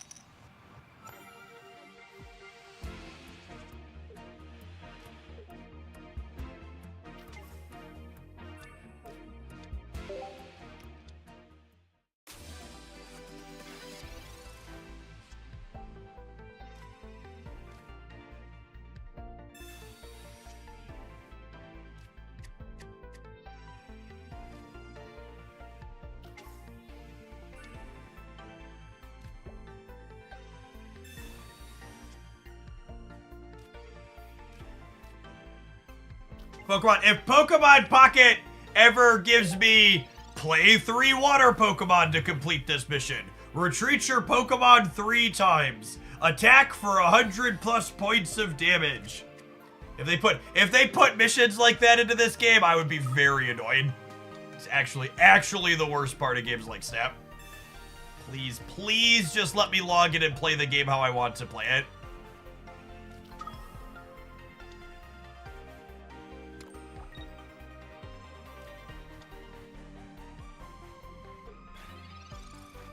I can't tell you how many times I've logged into Marvel Snap and my mission is like, play 4 and 5 energy cards. And I'm just like, really game, I just want to play Bounce. I logged in because I felt like playing Bounce and I can't do any of these missions with Bounce.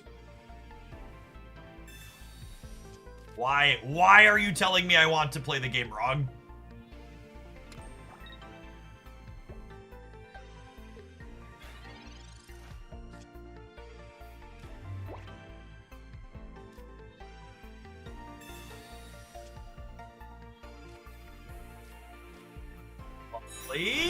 I think this lead Eevee is just a punching bag.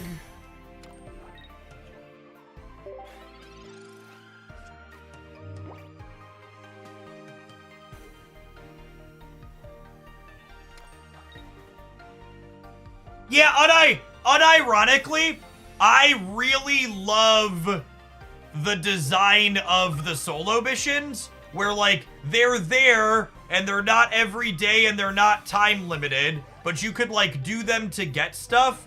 But like, I don't feel like, oh, I'm missing out if I don't do them because if I decided they were worth my time, I could do them later. That type of stuff is good.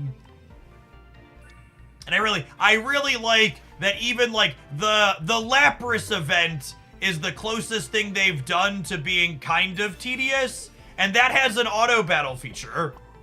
Like, again, they very clearly know exactly what they're doing when they're designing these systems, what pain points from other games they're trying to explicitly avoid.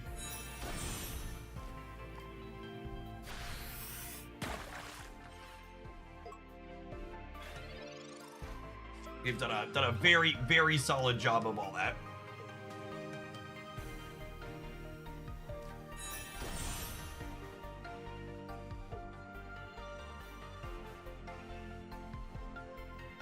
I think increasing the harder queues XP would be a huge mistake because it would mean people who are new would play the harder queue just because it's optimal.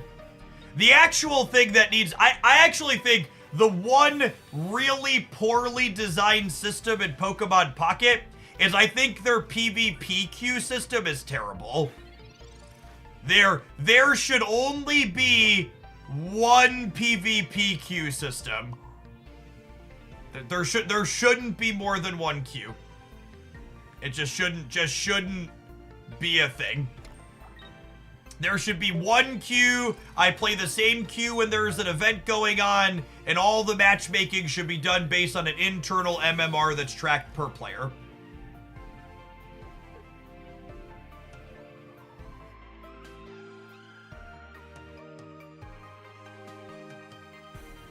That would be my one kind of design level critique of this game, is that the multiple PvP queues for how they're structured just don't make sense. It should just be one thing, and when you hit play, it looks at your internal MMR and then pairs you based on that.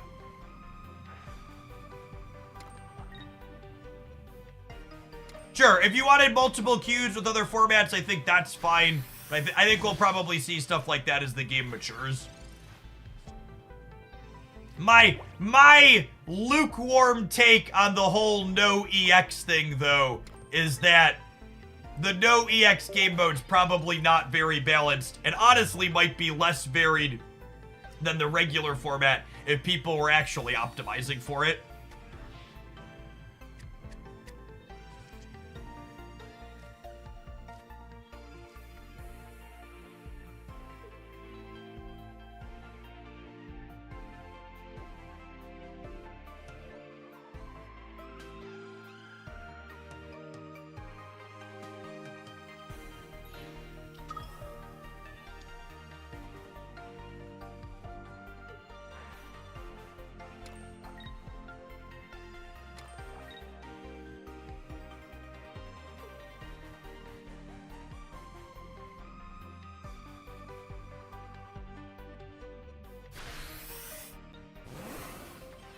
I played Marvel Snap this morning. We play both games on stream every day when we're live, Nomad.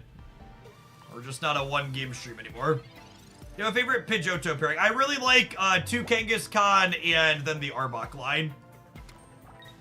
And if you want something a little bit spicier than that, I think Marowak could also be fun. There was a Pidgeotto Marowak deck in my meta roundup this week. Just cut the red cards for something better, obviously.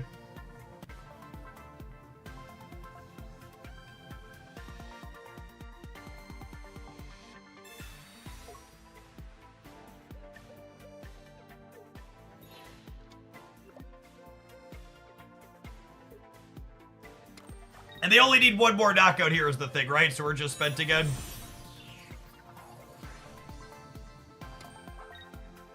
They are fully set up and just have enough energy to maneuver around. Let's give this one more shot, but unfortunately both Vaporeon and Omastar seem not that great.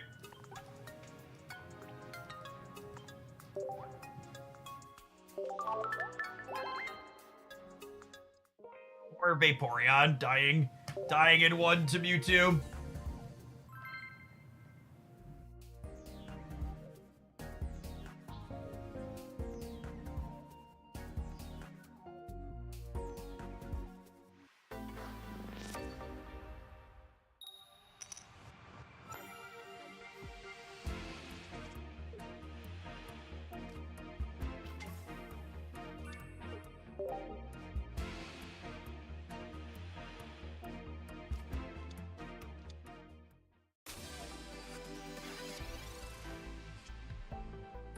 A pretty solid opener. sit 4 heads on Misty here and win the game on the spot. Gotta dream big, chat. Gotta dream big, even if it's not gonna happen.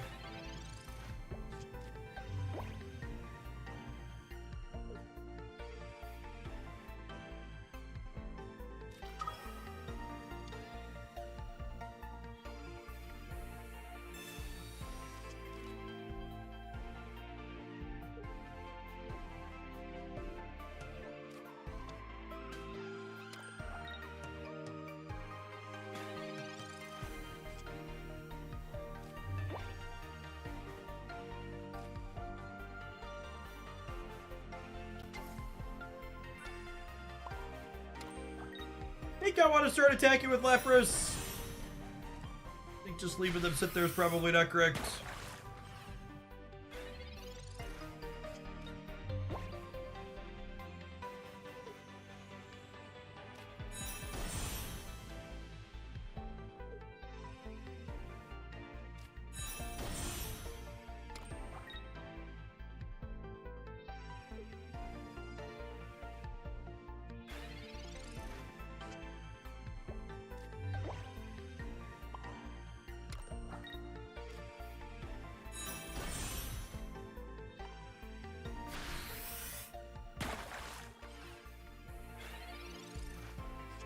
All Mewtwo has not been kind for a potential Vaporeon showcase. Just been dead in one in every game. Charizard probably feasts in this queue today. Charizard's Mewtwo matchup is really good. Goes way over the top of him.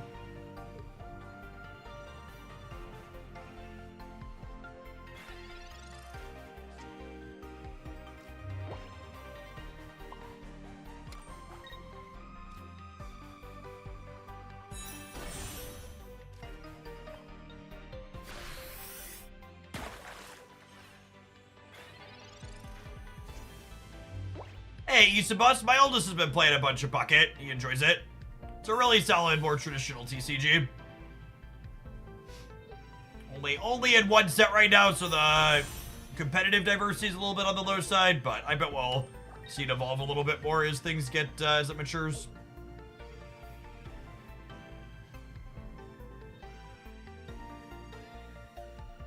You played Alakazam in any decks besides Weezing? Yeah, we've played some Executor Alakazam on stream, and there's an Alakazam Greninja deck on the YouTube channel. It's a solid / fun build.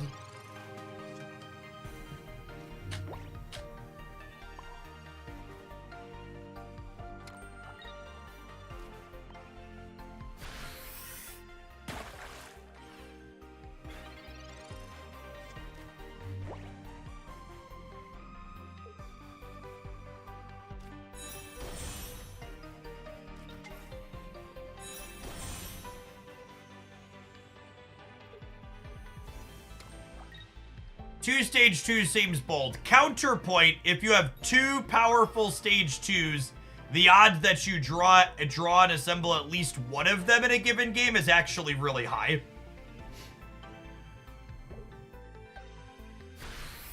There are plans to bring in different generations. There are Pokemon for almost every generation in Pocket's first set.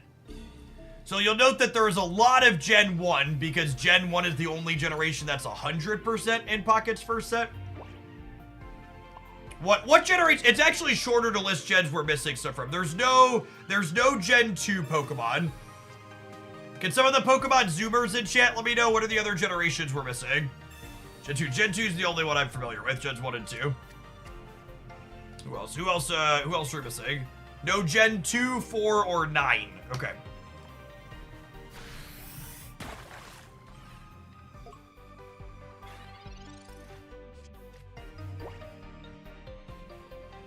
So stand up and stretch. The back is getting twitchy.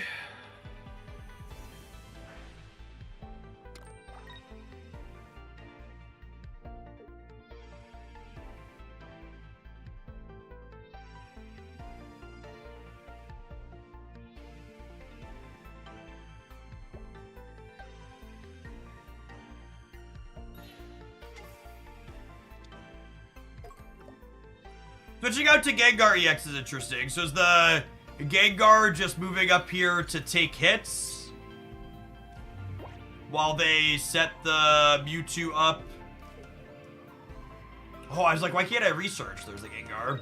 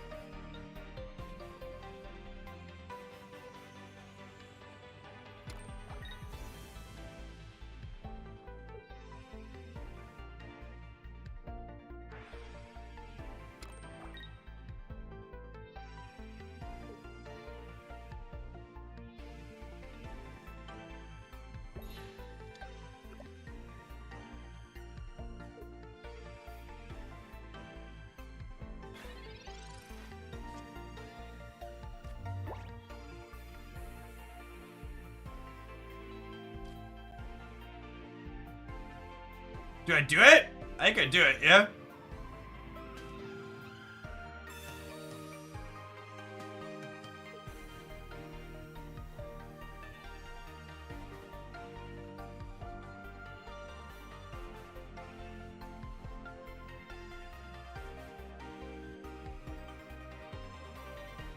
You know if this is useful. We're kind of just spreading damage out. Because I guess they just get to retreat this again, yeah?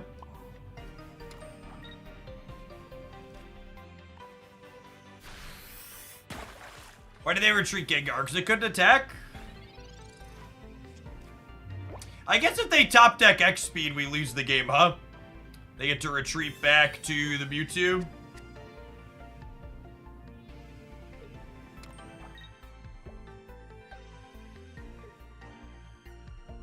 Lead us out. It might have been right to switch to the Vaporeon last turn and just knock out the Kirlia. Alright, we're gonna get the opportunity to do that this turn.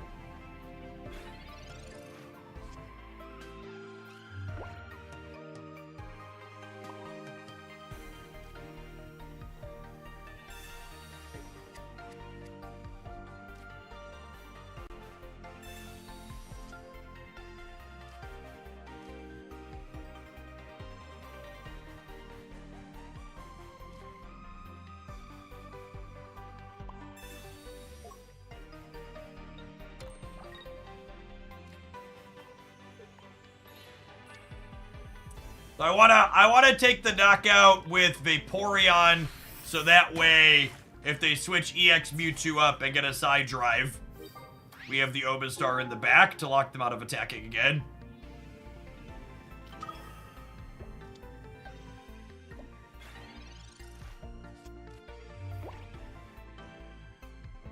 We'd Arbok Omastar.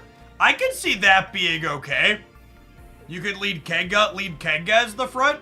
Both those Pokemon play okay front lines. That could be cute. Just like double control lids could be fun.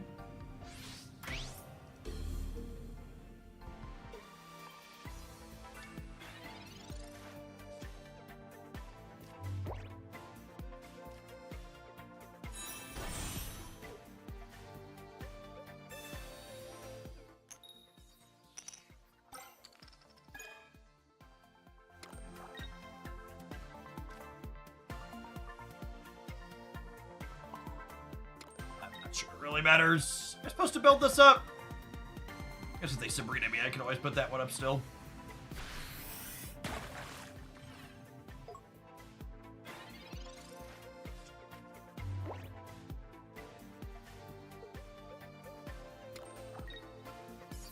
Oh, Fresh Coffee, I missed your comment. I really like Machamp with Marowak. Our next viewer submission, we're actually going to do Onix with Machamp and see how that feels.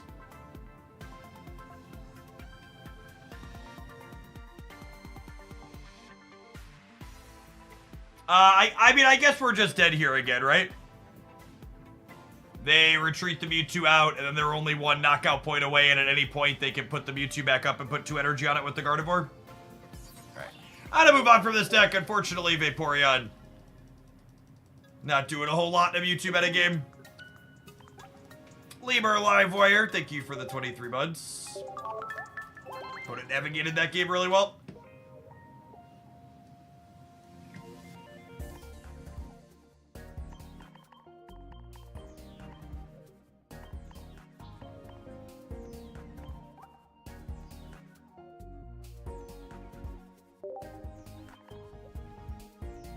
Regular art Brock's chat like some kind of pleb. I know you're disappointed in me, I apologize.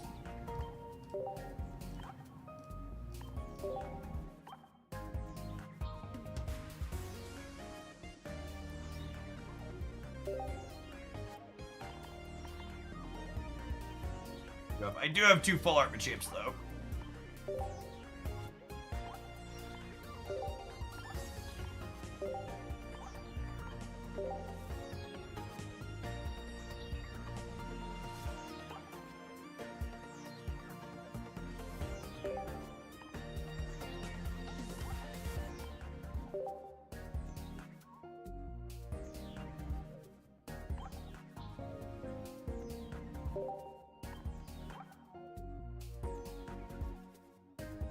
Oh yeah, should we flare the Brocks? We could flare the Brocks. What do you think of this?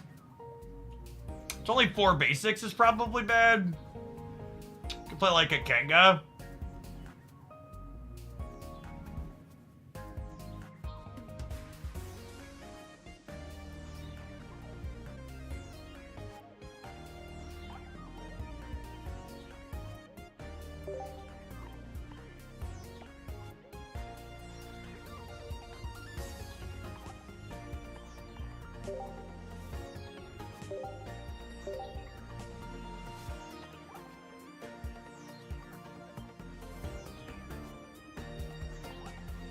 Actually, your front line. Yeah, that's true.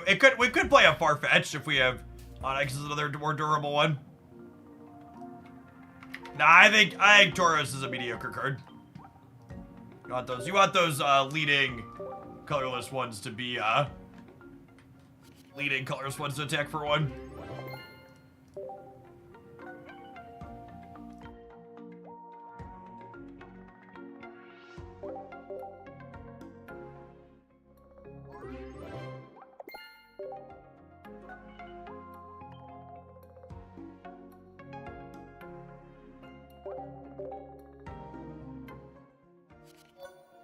You are guaranteed to have 1 basic at the start of the game, yes.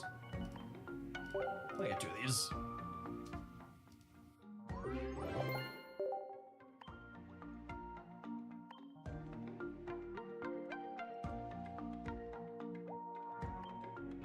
Putting a second energy on it defeats the purpose of a basic that takes more than 1 hit. Yes. Yeah, I agree with that.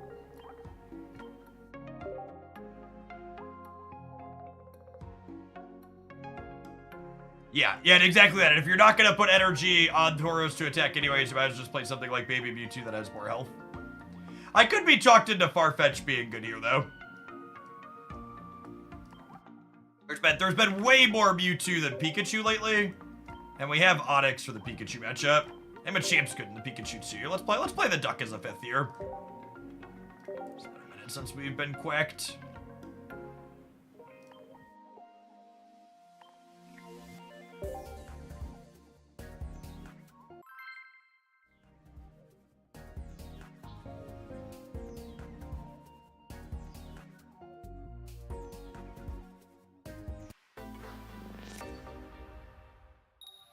My friend referred to Farfetch'd as Goblin Guide. Yeah, it's honestly an apt comparison.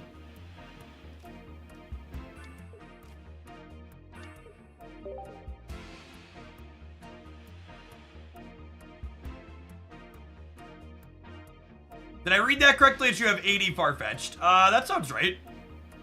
I'm not taking more viewer submissions. Generally speaking, I fill up on just the Twitch side.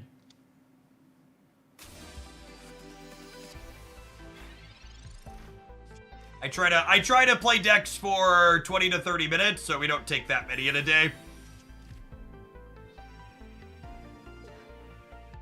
If you only play them for a game or 2, you spend more time importing the decks than you actually do playing with them because there's no deck codes here.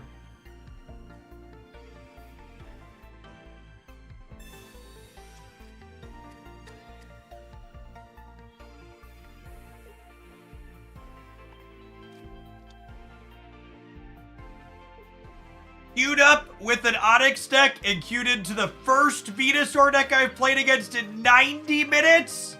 Wake up, sheeple. Wake up, sheeple.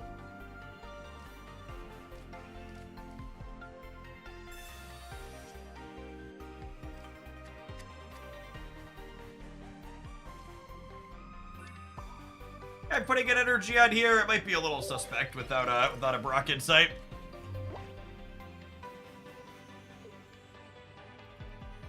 The full art trainer is some of the best art in this game. They're really well done. Oh, they're not retreating. Okay. Well, if we draw Brock, we're gonna ruin their day. Come on! Unlucky.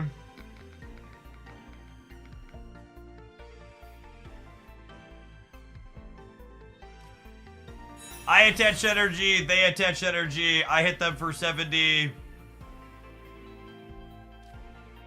They hit me for 80, I hit them for 70.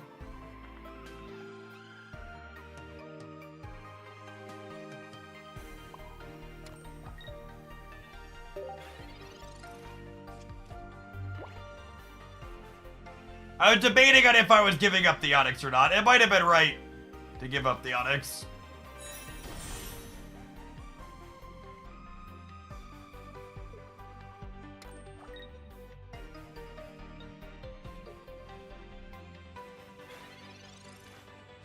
One shot was stopped. They do not one shot Onyx was stopped.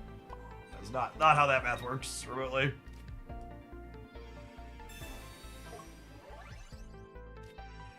$110 HP, gamers. Alright, they crack me. I put an energy on. They knock me out. I put another energy on Machoke.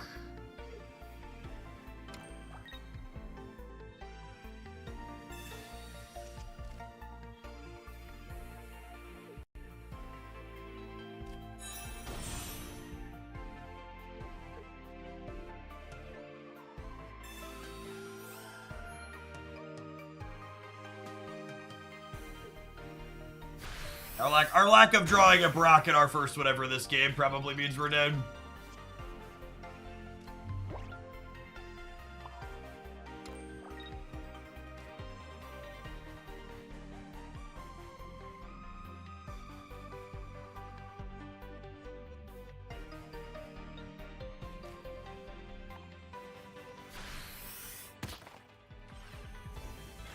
They heal 30 per turn now, plus Erica's is the issue.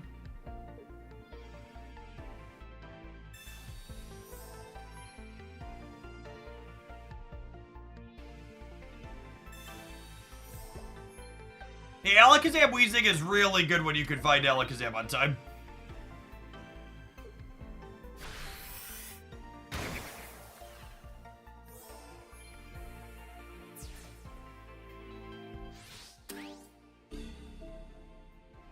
Okay, so what's the plan? We put this up, we let it take a hit, and then Machamp runs this down in 2 in theory. Says local man about to die to Sabrina.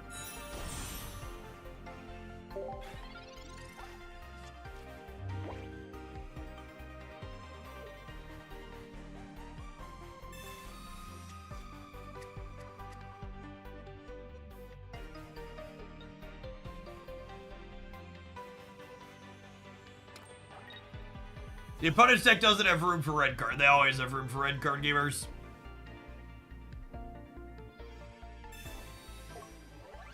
Oh, they had room for Giovanni? Wild.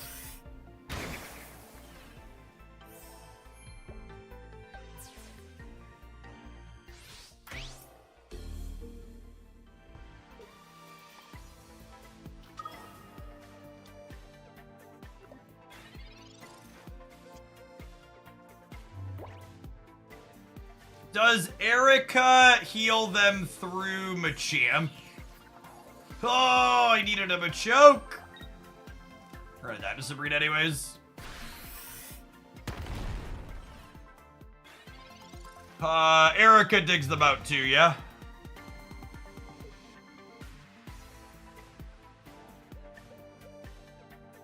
Then Double Sabrina and Erica, only 2 cards in their deck, only 1 Erica played.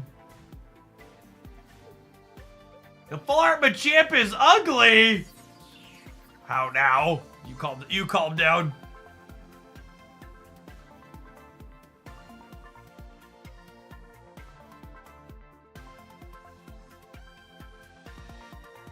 Big, beautiful man. The double potion let us live Erica. It does, but it doesn't let us live their backline, yeah?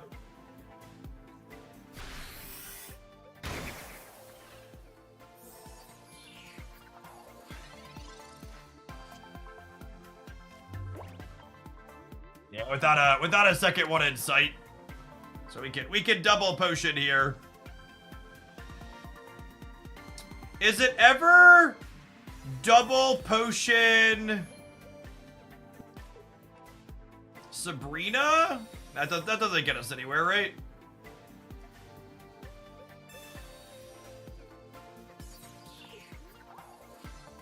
I think I needed them a choke this turn.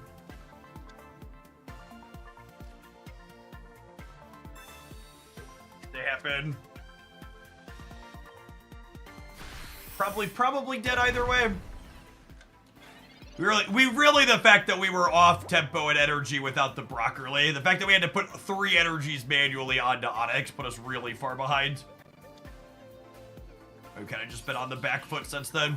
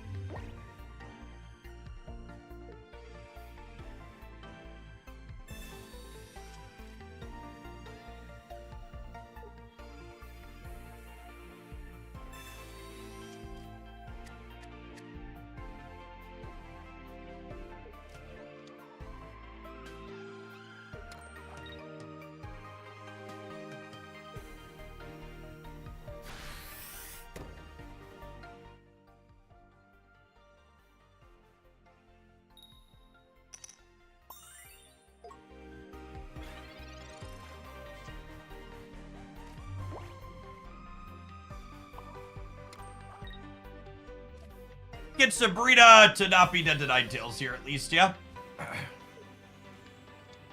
Our attack still doesn't do anything this turn, though. Or just actually can't attack.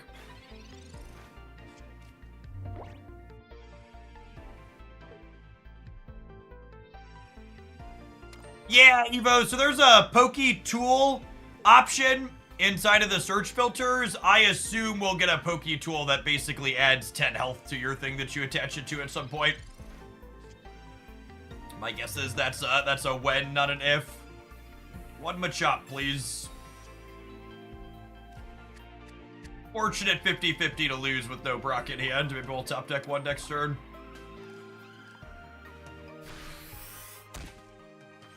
I'm assuming they have a Giovanni or a Blaine. Usually they run 2 of each to clear our Farfetch'd here.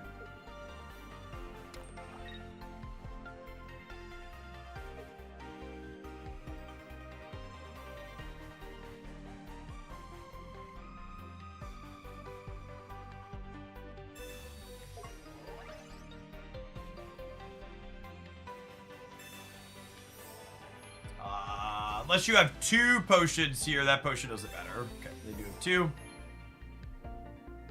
How the budget fire deck's been performing? The Blaine deck puts up sporadic results at tournaments, but overall its win rate is not particularly great. Although, one of the reasons why it had been underperforming is it has a bad Pikachu matchup. I'm actually not sure offhand what the Blaine deck's Mewtwo and Charizard matchup tables look like, and both of those decks have been getting more popular.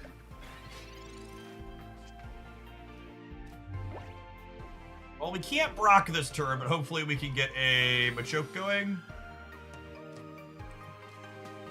Oh my goodness.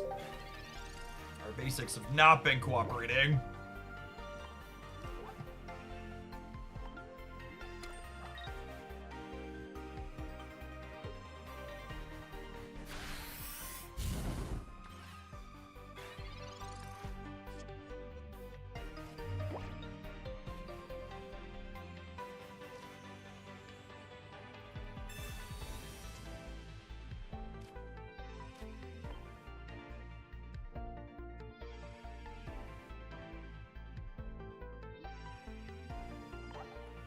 Incredible. Actually incredible. You know what's also incredible, chat? These adverts. We're gonna hopefully have some better luck with this Brock deck when we return. I'll throw it up on screen in the meantime. Thanks for hanging out. Don't go anywhere. Can you believe people play 4 basics in their decks sometimes? Those people get games like that all the time. I can't imagine wanting to construct your deck in a way to have a game like that happen more frequently. It's like actual insanity.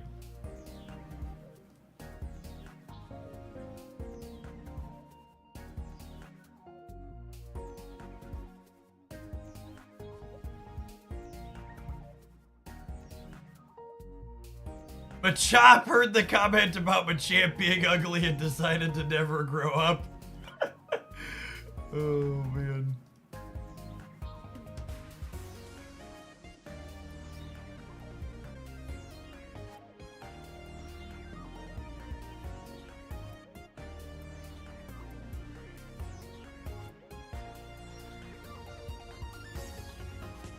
You know, someone was actually just asking about the bomber style jackets earlier today, Guard. I don't have them. I should really pick one up so I can have a testimonial.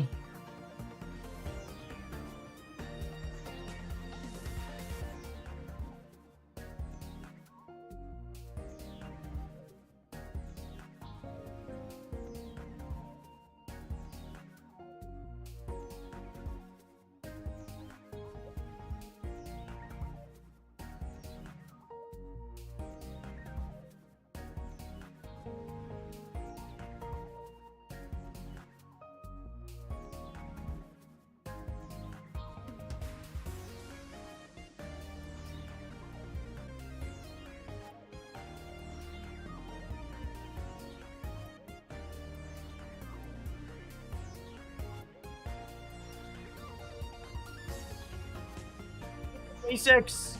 Is double Pokeball mandatory in all decks, or can I get away with running only 1 and +1 basic then? I hate fighting Pokeball in the bot. No, you definitely need two Pokeballs, Emo.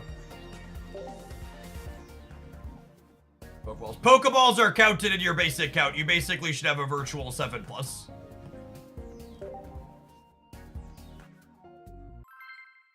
Especially you want more access to your primary Pokemon lines more frequently.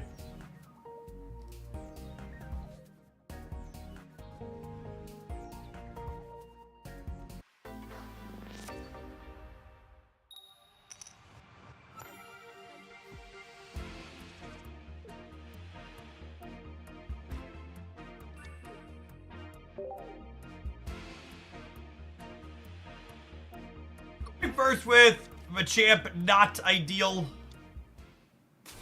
Another Blaine gamer.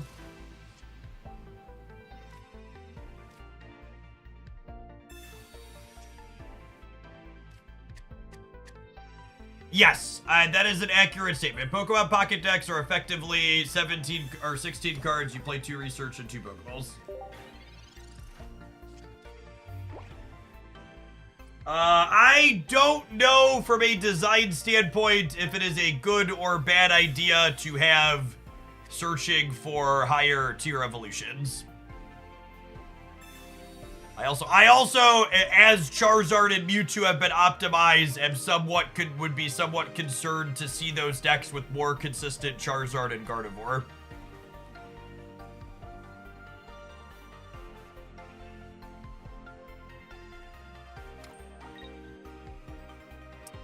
Sounds a little scary.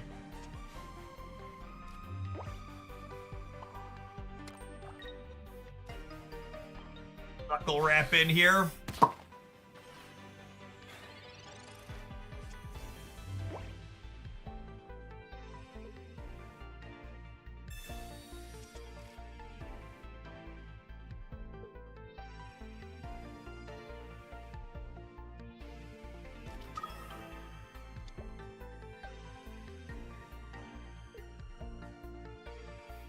They have an X speed here. Honestly, even with the X speed back to the Moltres, it wouldn't be that big of a deal because we have the Machoke Machamp teed up here. Their start is, they had first energy advantage, but their start's slow, and we have our full evolution line. Crunch. Wonder if you ever get to use a Brock. We brocked this energy right here, gamer.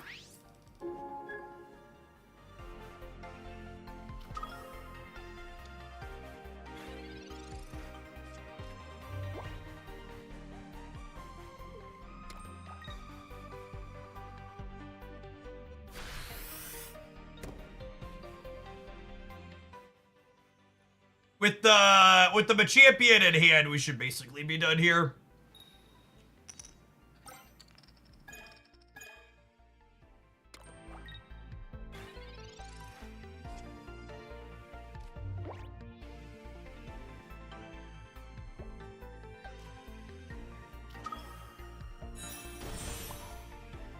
At 1 point, so if the Moltres goes down, they're done. There is a full art Brock in the game. I'm missing full art Brock and full art Erica. Are the full art traders I'm missing? Hoping to round out that collection when trading gets added.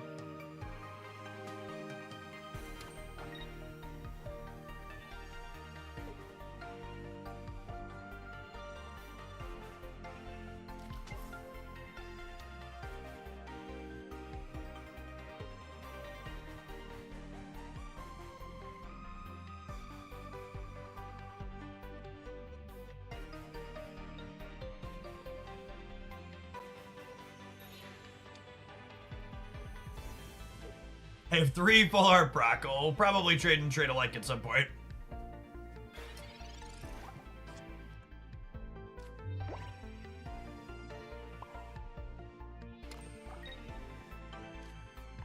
Alright, well, this second knockout point means that our Sabrina should be nice and lethal next turn.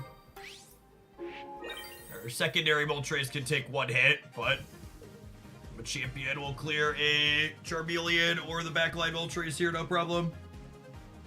There's no full art Professor's Researcher. Honestly, I'm shocked on. They must be. I'm surprised there's not a data mined one either. It feels like it'd be such a high demand one.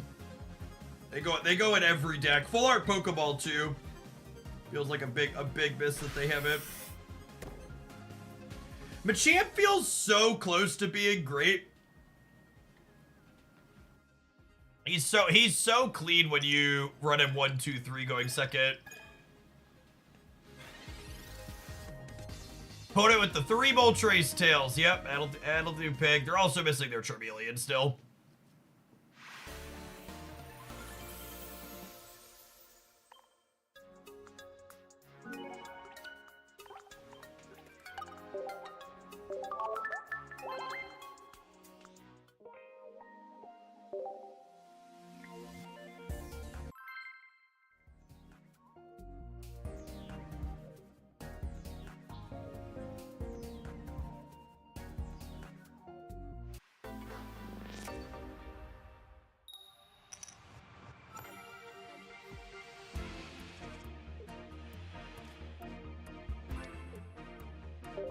Again, Sedge. Another fire matchup.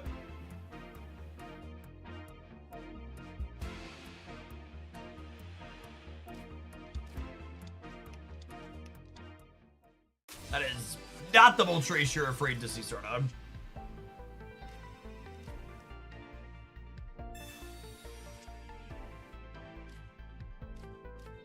Hey, well, we've got our evolutions.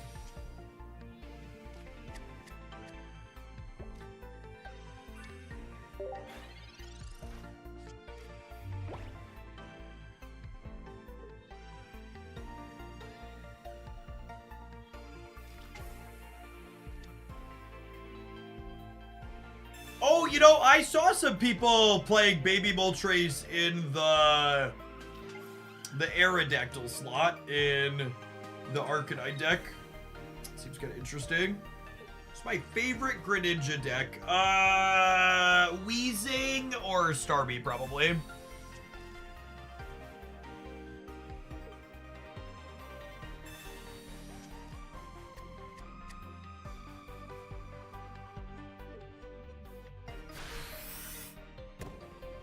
Blue Black Ninjas. Blue Black Ninjas is accurate, yes. Posted a highlight with that one this week on the pocket side.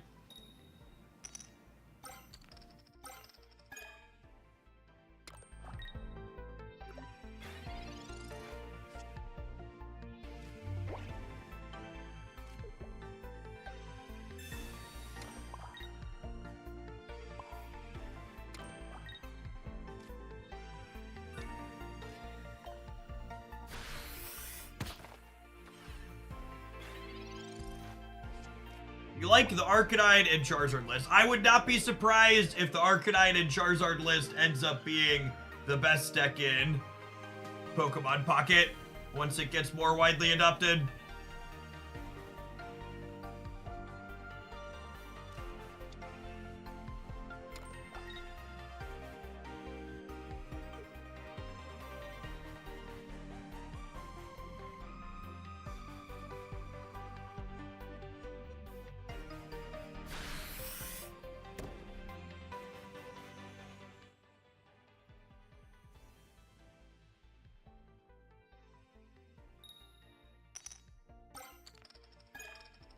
The Charizard Arcanine deck from the Meta Roundup this week.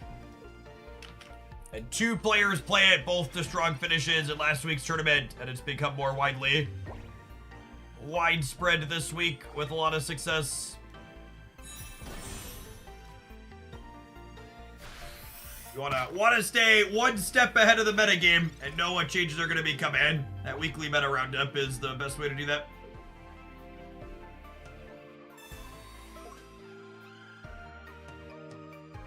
The Raichu build of Pikachu has been the best performing for a little bit. Take Magic.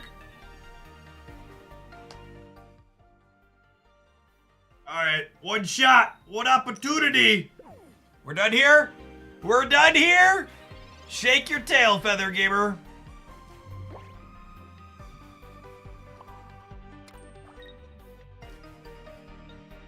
Are the Machampions.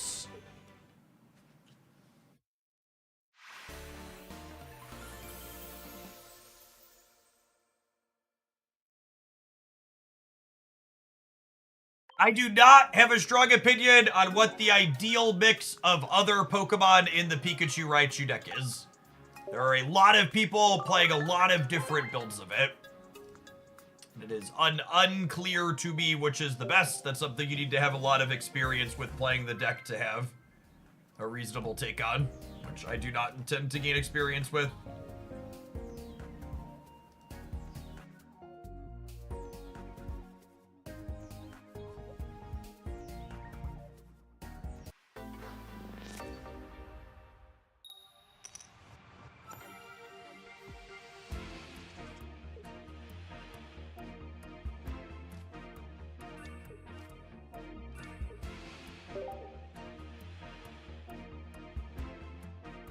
Pikachu. The Pikachu decks are the ones that have the most variation in them, so there's a lot of choices you have to make in terms of card selection, whereas the Mewtwo and the Charizard decks are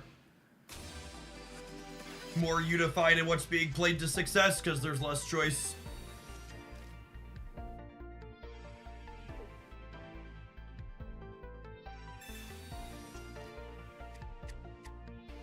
Ideas for a Paris deck. Paris is not a playable Pokemon Pocket card. You explained the Giovanni in this deck. There's a few Pokemon that have 130.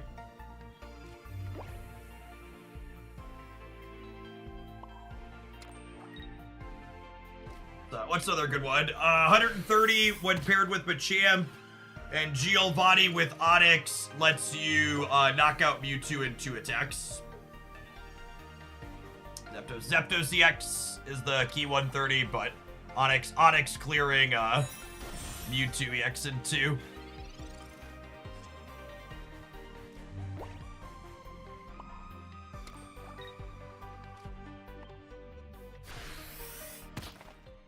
Yeah, Starmie EX is a little bit less common, but also a 130 is a good shout out. Could be relevant to this matchup.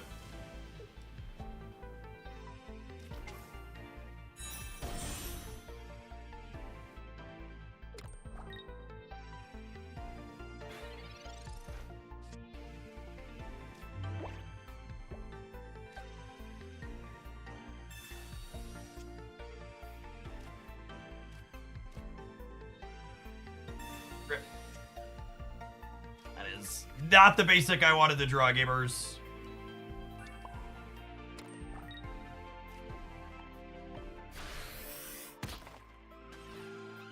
Baby Executor is 130, but that one doesn't see really much metagame play.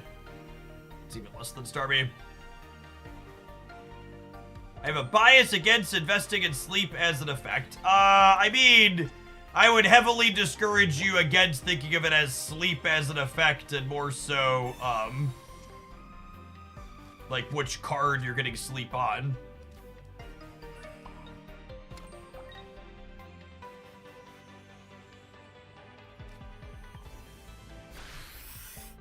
So like Frostmoth, kind of mediocre, I would agree. Wigglytuff EX, pretty solid. Higher damage, only a stage 1. Yeah, Wigglytuff is basically flip a coin, kill your opponent, is a good way to think about it.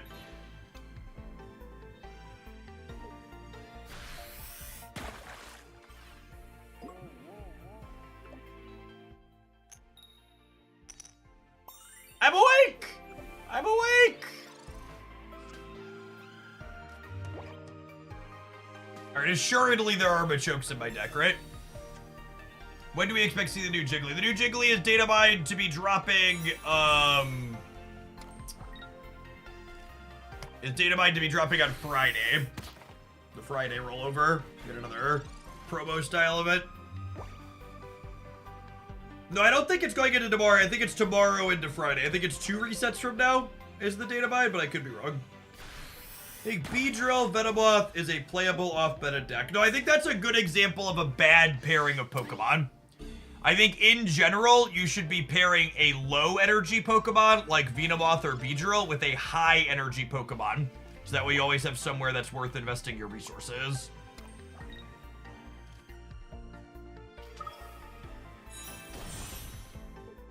In general, I am skeptical that the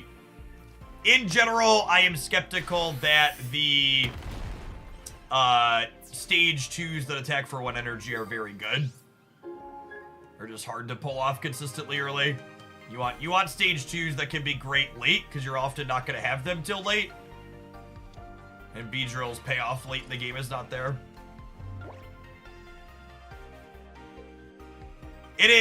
There is currently no way in the game to get Lapras EX if you missed the event, no. Talking about Giovanni earlier. Let's clear some house here, pick up a solid W.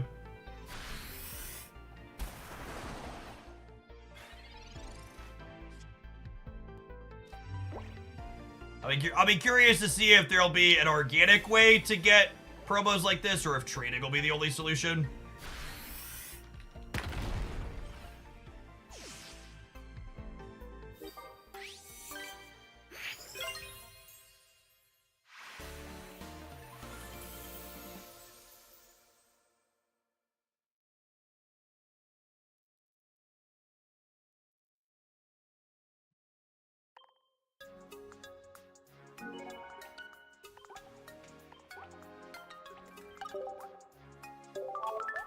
I 3-2'd a tournament with Machamp plus Baby Marowak. It's fine.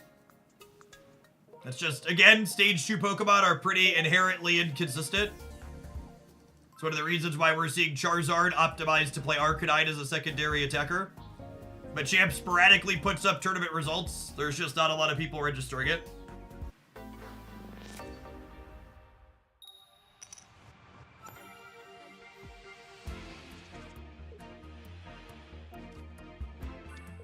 Second, can we draw a Brock in 2 cards, chat?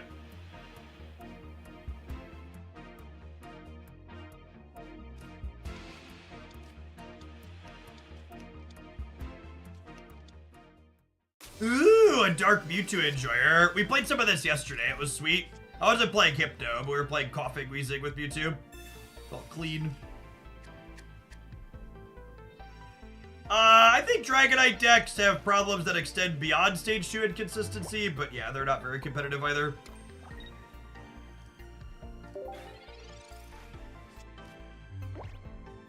The only 3 truly competitive decks in Pocket right now are the one from each of the booster packs: Charizard, Mewtwo, and Pikachu. Everything else is varying degrees of bad and inconsistent for lots of reasons. Is Dark Mewtwo in your meta roundup? No, it's something I built.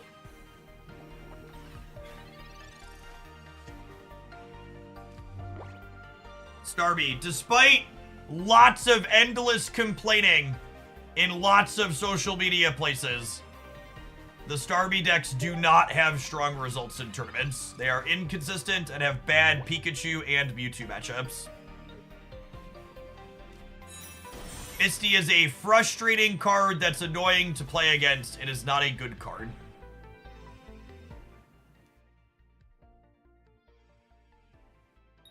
I've been loving Beedrill with Vileplume. I think that's a good example of a reasonable pairing. Because, like, Vileplume's a Pokemon you want to power up. I think I would agree with you that it's probably not great, but it's a pairing that makes sense, at least. From a game theory standpoint.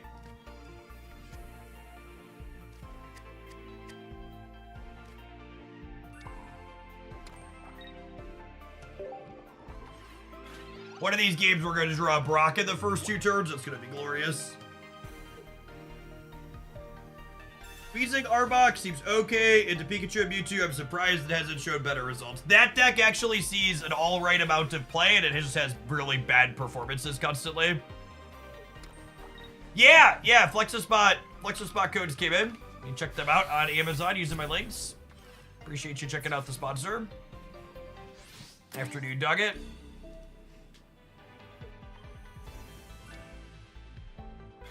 Actually, I actually expect the Weezing Arbok deck to get even worse, given the optimizations of Charizard in the format. Deck has an absolutely abysmal Charizard matchup. Do I Sabrina here? I think I do. It's either knock out a Coughing or put damage on one of their Psychics.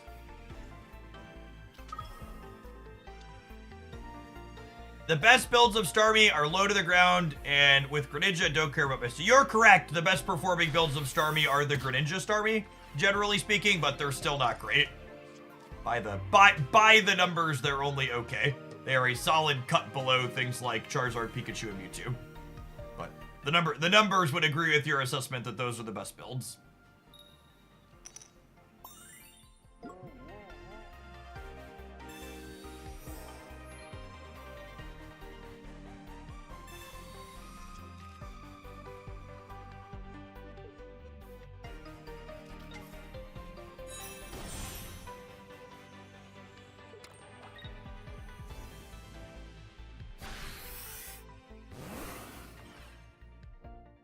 Alright, Onyx, wake up! Unlucky. I think we're dead. A potion so we don't die to a Giovanni. I believe we're done here.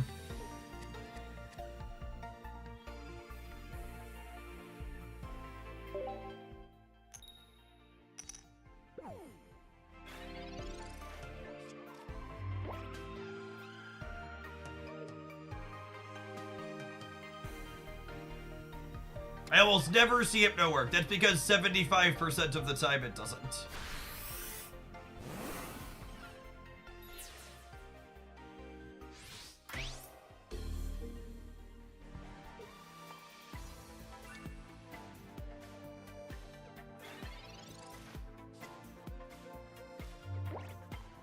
All right, there's 2 Machokes and 6 cards, chat. Assuredly, we find one, yes?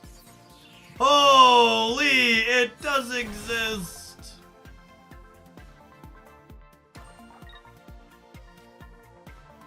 I live to regret spewing that potion.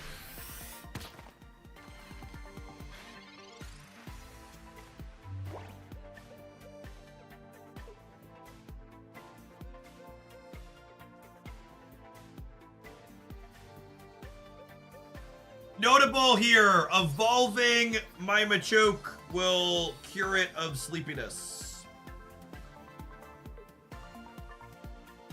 Ooh, X speed's scary. We have 0 knockout points, so even landing the Machamp here, we've got a lot to punch through.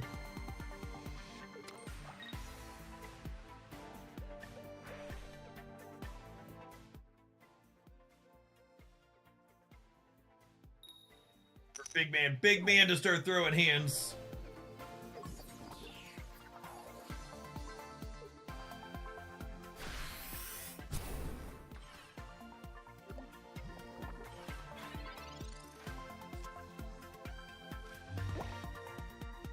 Pokemon have multiple status effects. Poison and sleep stack, yes.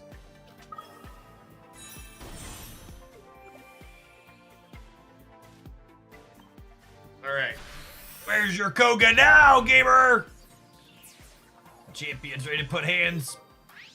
Alright, so they put a Pokemon up. They put a second energy on Mewtwo. We knock it out. They go to third energy on Mewtwo. I'm sorry, but I believe if we can avoid going to bed, we will have won the game. We have to win 2 75%ers over 2 turns. All right, they won the first step. Can we win the second? They forget to poison me. I woke up. They forgot to poison me, gamers.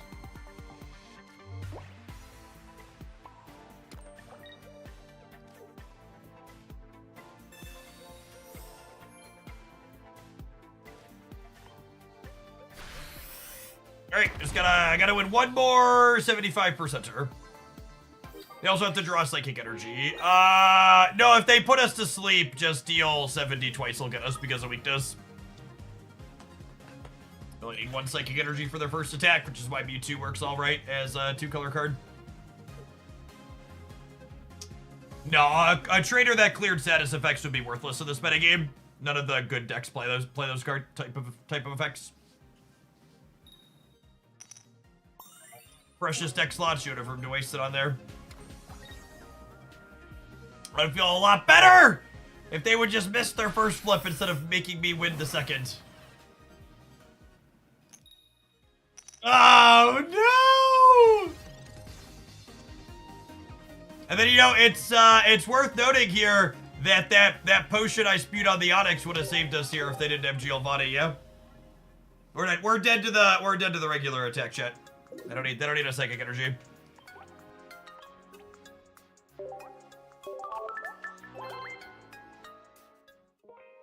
All right, gamers, it's 10 after 3.